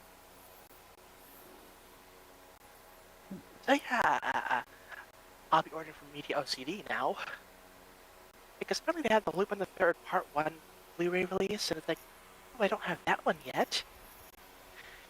I think I'm missing parts 1 through 3, and I have DVD rips of Part 2, which I think Part 2 is was the part that actually got shown on Adult Swim. So it's like it's the version that most people would be familiar with.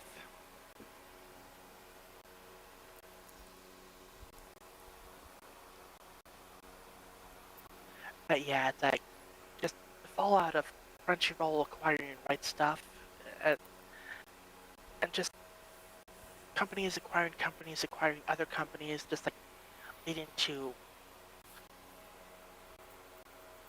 worse worse outcome for the consumer.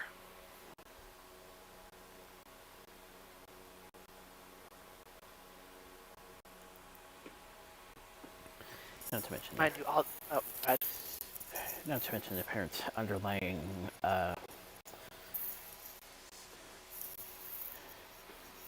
mission of sorts on various fronts, and not just in the entertainment industry, to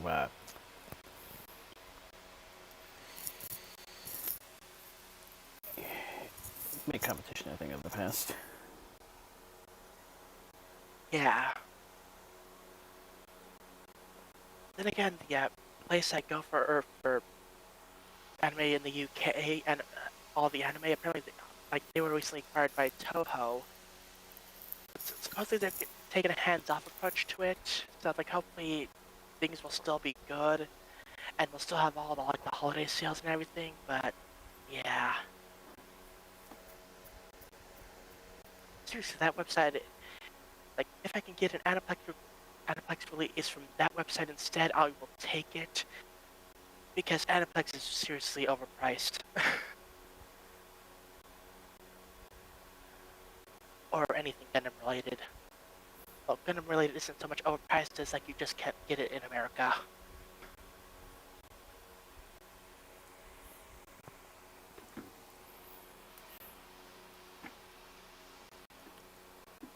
In other anime news, apparently Amazon is apparently going to be continuing to pursue AI dubbing of anime.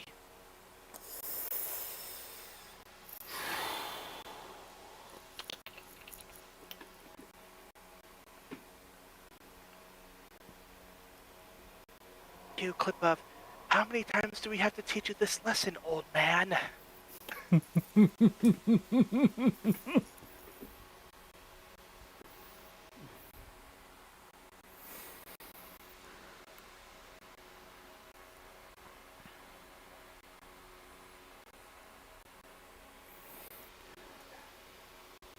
So in card game news, apparently, like, I think it was like the past week or so that they had the release for the Lorwyn Eclipse set, which also inadvertently spoiled a whole bunch of new cards for the Teenage Mutant Ninja Turtle set. Because for whatever reason, a lot of the pre-release kits, instead of the normal promo card art for Lorwyn Eclipse, they ended up getting promo cards for the Turtle set.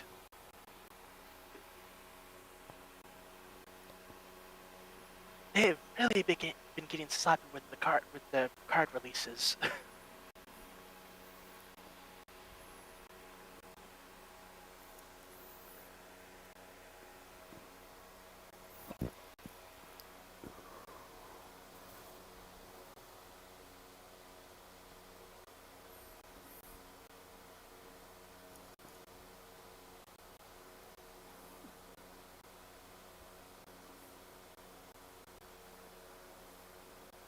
So apparently, I think in like the past week on Jeopardy, they actually had a whole category for anime.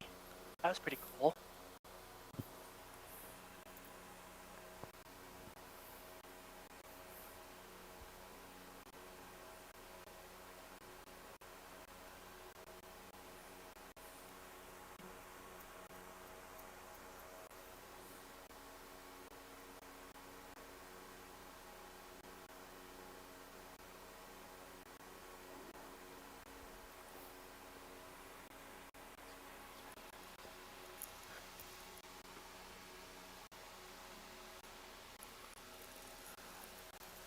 Apparently, Sinners has broken the record for most Oscar nominations, which now makes it officially overrated.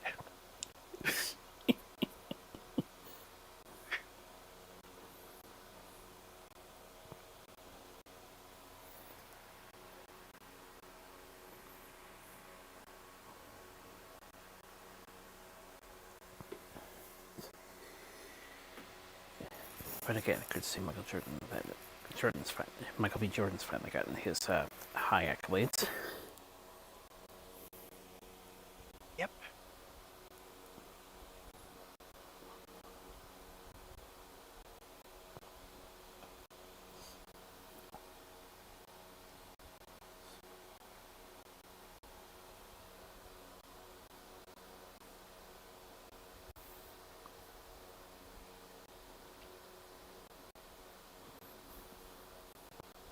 Apparently, Totally Spies is celebrating its 25th anniversary this year. A new season will be airing in France later this year. The US, of course, is still working on season 7.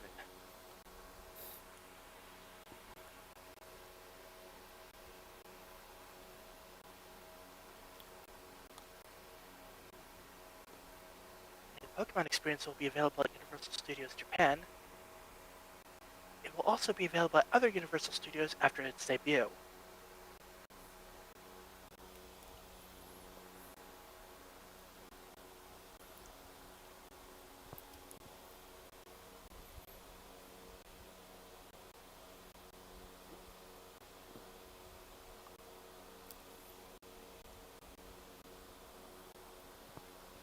So, a Funko Pop Leak has revealed another returning Avengers Doomsday character. Let me be on page 2. Yeah, Binary from Marvels.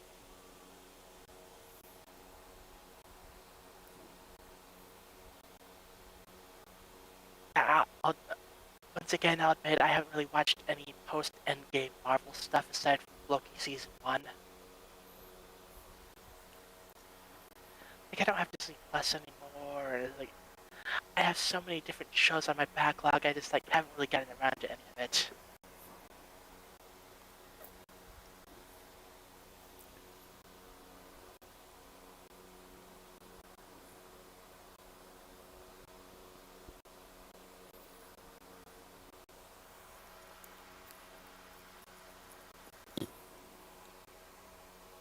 Universal taps Jason Moore to direct Murder, She Wrote movies starring Jamie Lee Curtis.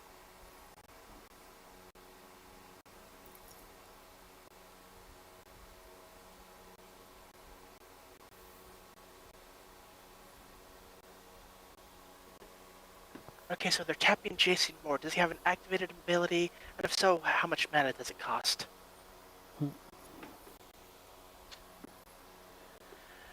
MTG joke.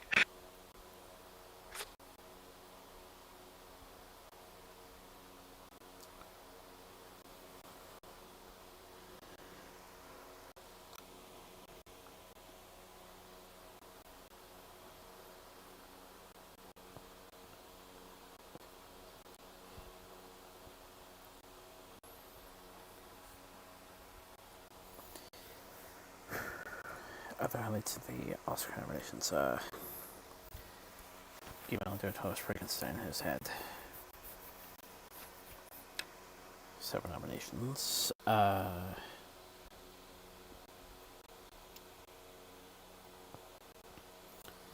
So then Scar Scars, supporting cinematic value performance, is giving him his first nomination.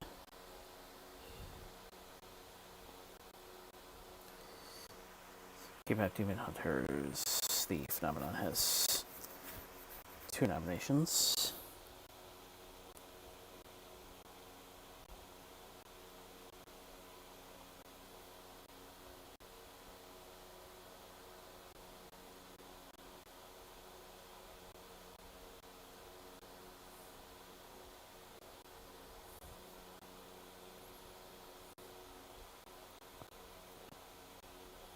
Apparently, the Fatal Frame 2 remake will feature new areas and side stories.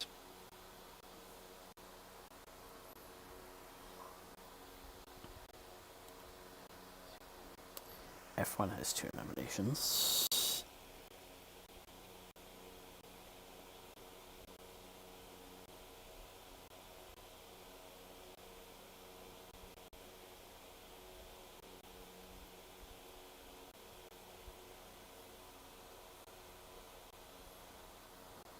Four, actually. Oh, nice.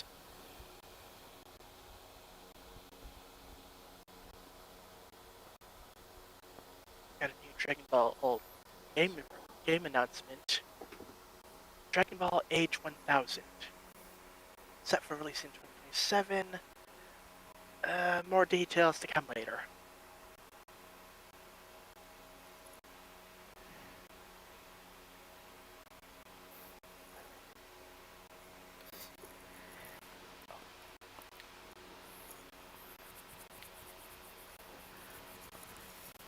Took me a bit to realize what they were doing. Piggybacking off a certain quote. Huh.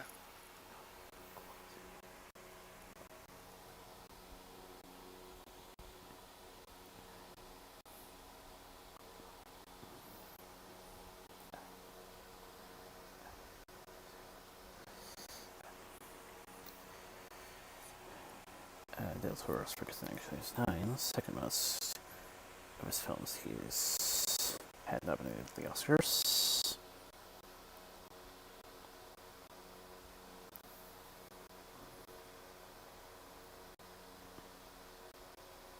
Ooh. Banjo Kazooie recompiled PC port is out.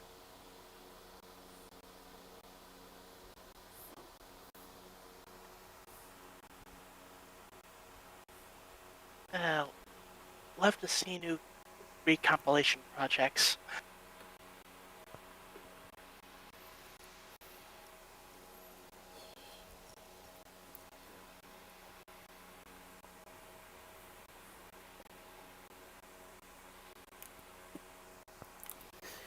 But too bad Nintendo didn't acquire Rare. Yeah. With all the movie, anime, and TV show projects they're getting up to now, I can almost imagine they'd be in the Gakek. They would have been in the Gakket. Yeah. Missed opportunities. Not to mention the proper follow-up treatment that would have happened. Yeah.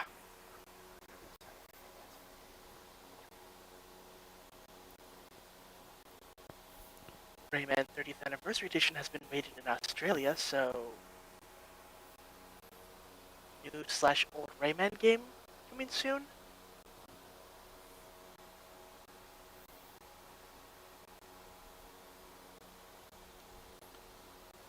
Fable releases this autumn on Xbox Series, PS5, and PC.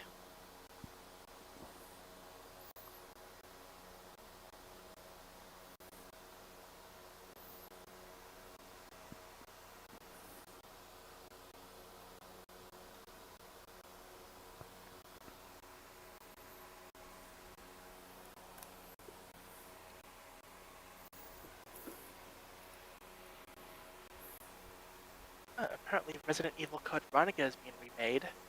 Apparently, they're targeting release for like the first half of 2027.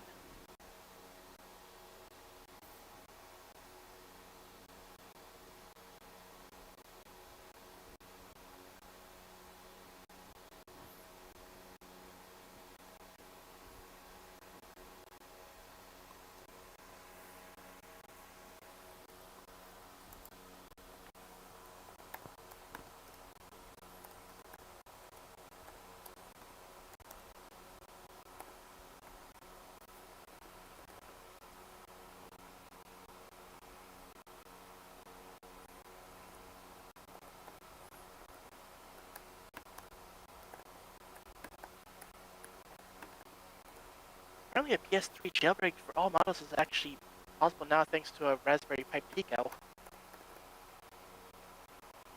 Oh,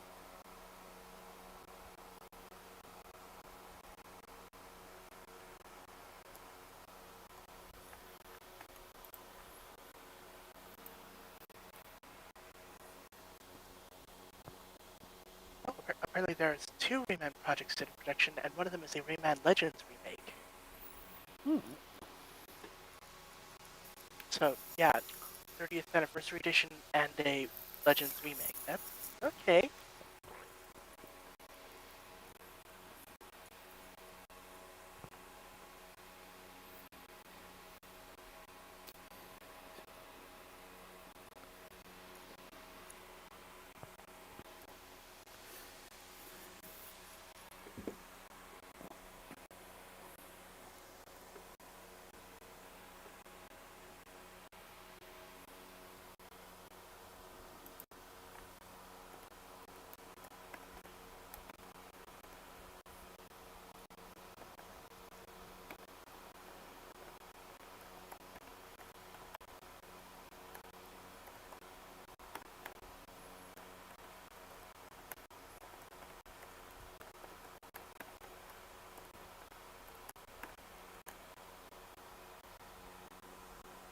Kensuke Tanabe has announced his retirement from Nintendo in a Nintendo Dream interview. Metroid Prime 4 was his final game. He said Tabata will be his successor.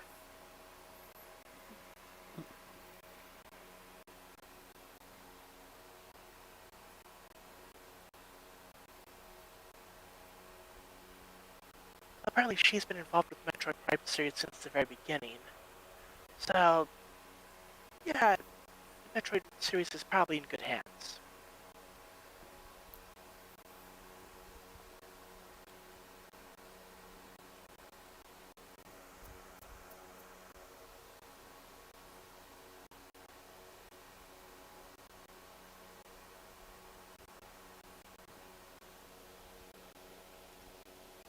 Cross Progression is coming to Hitman World of Assassination on February 3rd.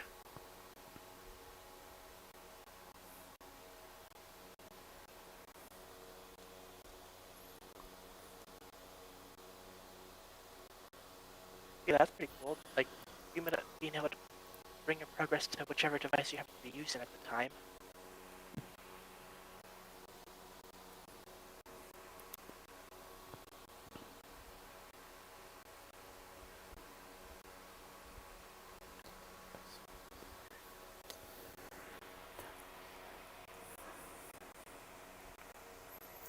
Spend time stage options. To Core Express.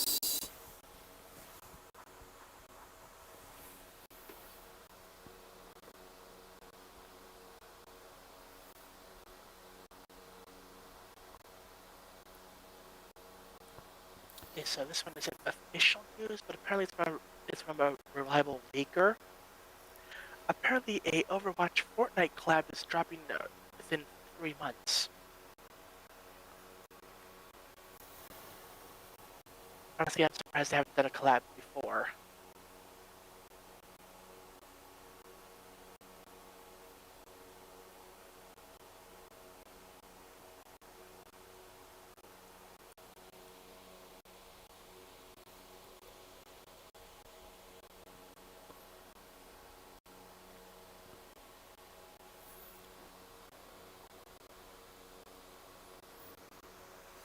What its problems IT training added.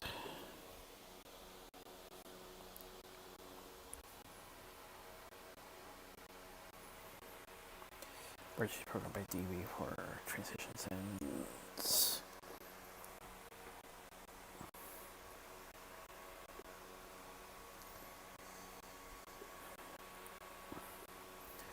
other system needs.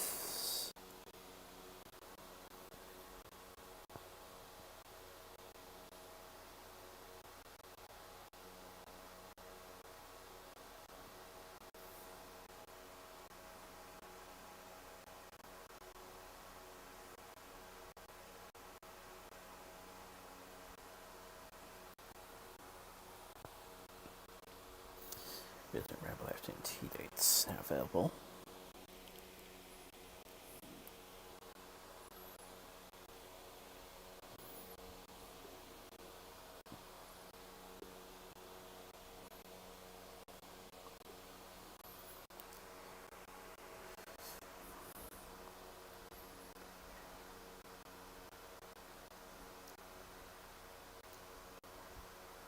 Western Central FE7 photo train charter.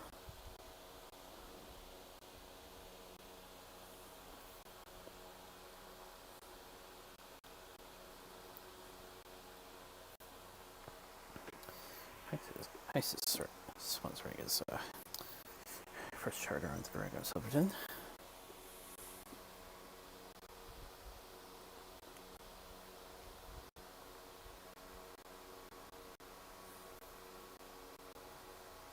The Bub C4D will be launching on May 22nd.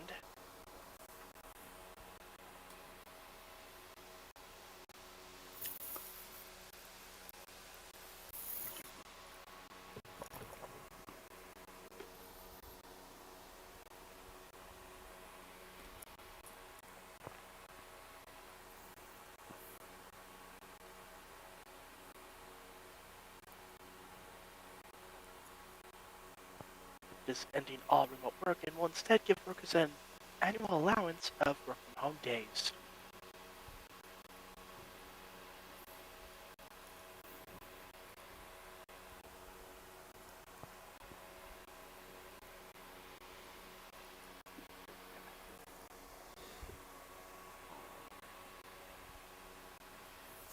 And I just remembered that the Nintendo property might get a new adaptation of sorts with the new avenues. Kid Icarus.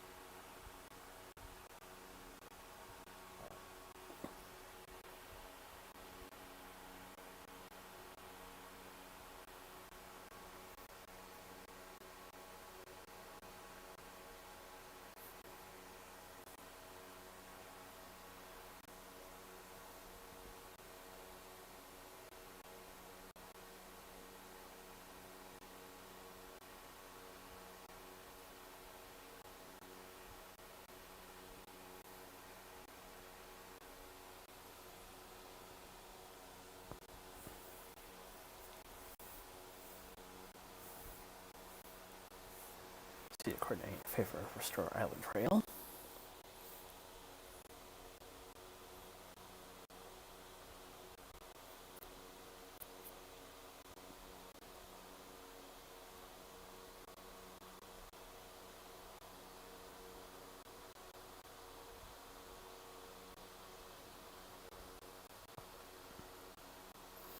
Steamboat Spencer returning to museum. Moves you March 16th.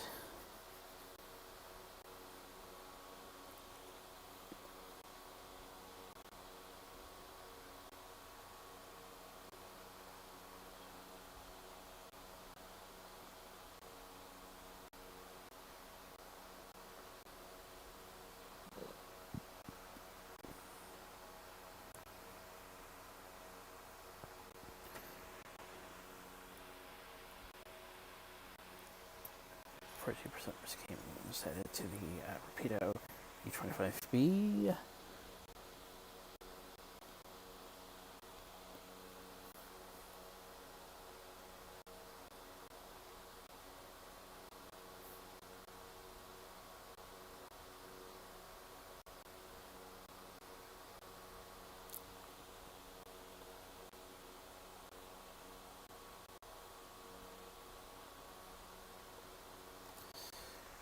Westside Lumber, Shit 12, headed for Fish Camp, California.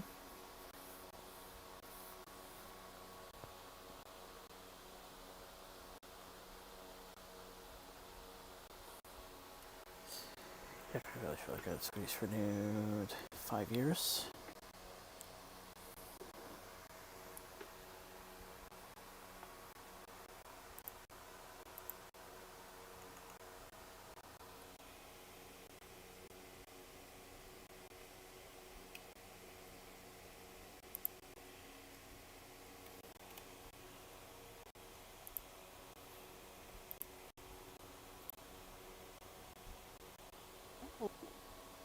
apparently an official Sonic audio drama will be premiering on January 27th.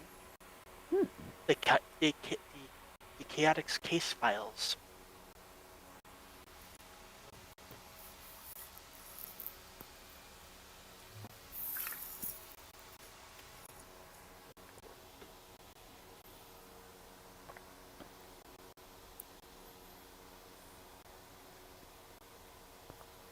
Speaking of Sonic stuff, apparently the Sonic Megamix Mania mod is releasing on February 6th.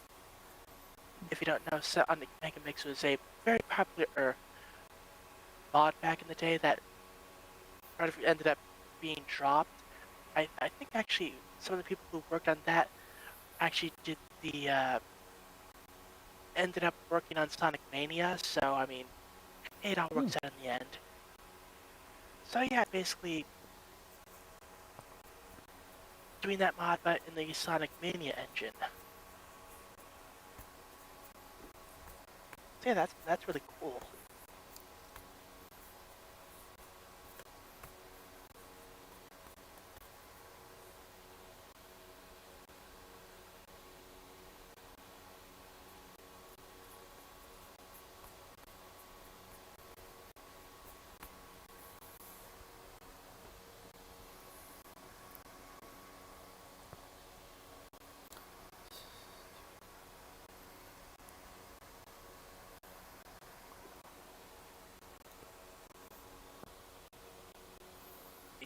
But apparently a modder made it possible to crossplay between Hytale, Minecraft Java, and Minecraft Bedrock.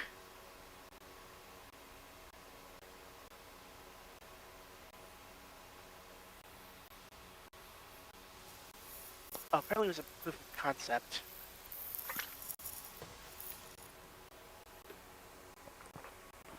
Still cool though.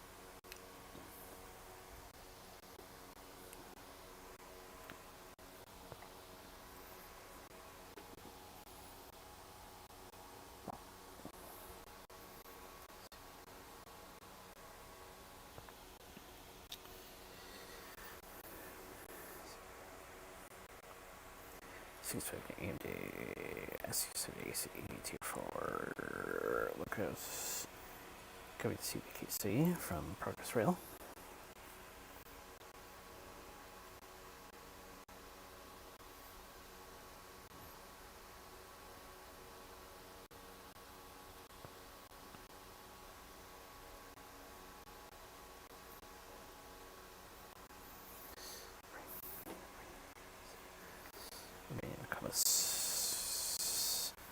Items and possibly carried items.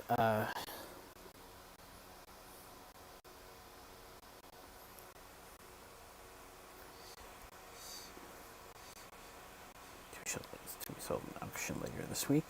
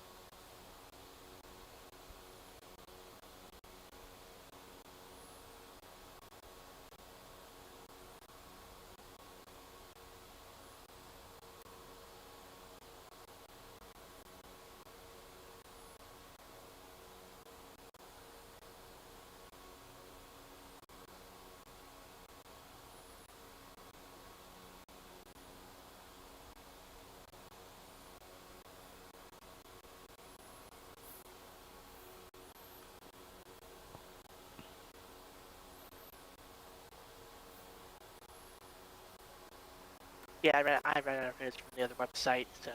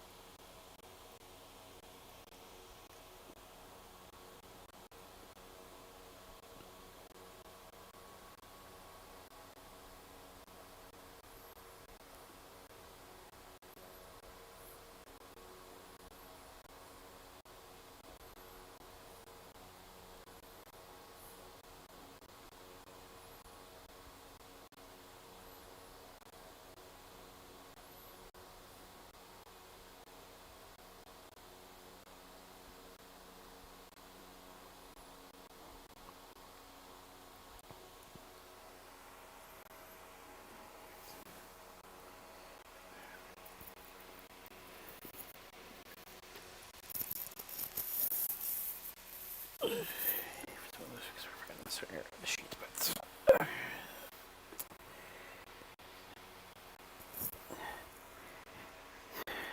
yeah, we can send over to let's start the friends family the following. Phil Goyette, York Rangers, Montreal Canadiens, and York Islanders, 4-time Stanley Cup champion. Ralph Tanner, 12-string guitarist. David Thomas, British Crown Jeweler. Bob Valentine, Australian motorcycle speedway racer.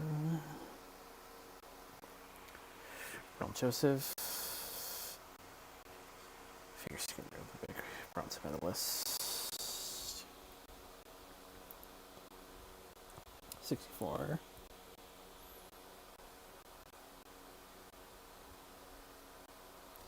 Floyd Vietnam. Good morning, Vietnam.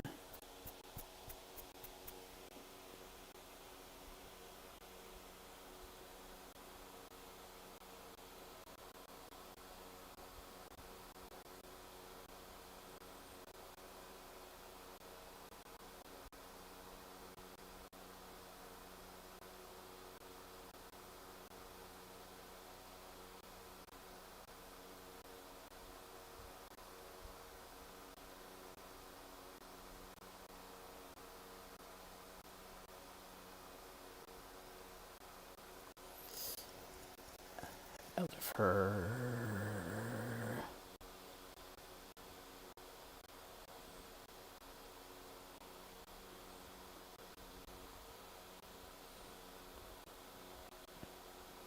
British Cup Marathon winner 2010.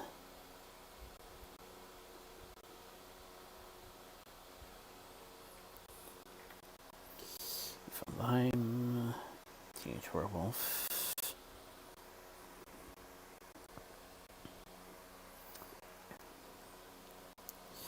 Animation, but in terms of the animation industry, Roger Allers, head story of Beauty and the Beast, story of Aladdin, co-director of Lion King, Open Season, director of Prophet, Little Magic Girl, storyboard artist, Little Mermaid.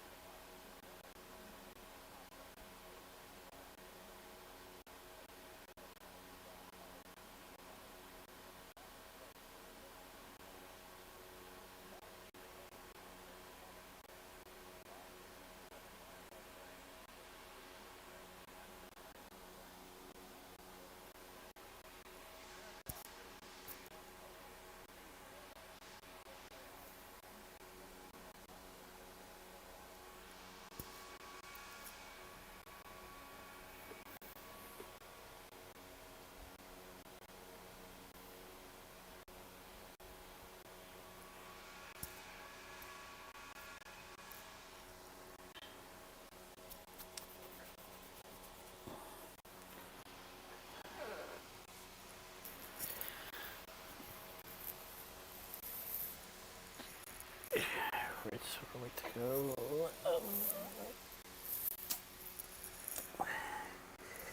Seems also going to find a way to reach the February schedule.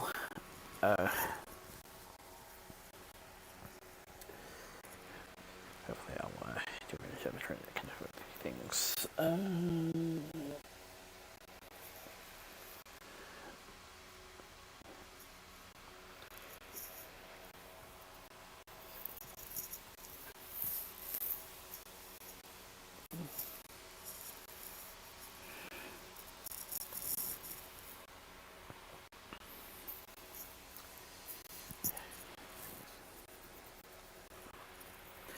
Next week's close a bit better than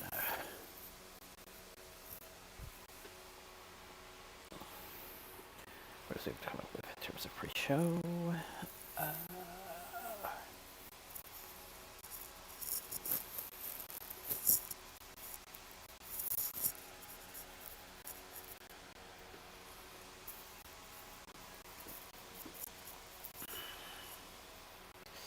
I'm getting a few other things to work on as well.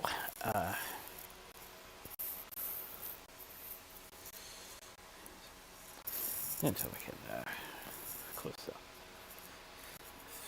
off with a little friend of ours. Stay safe, stay well, give me a scoop of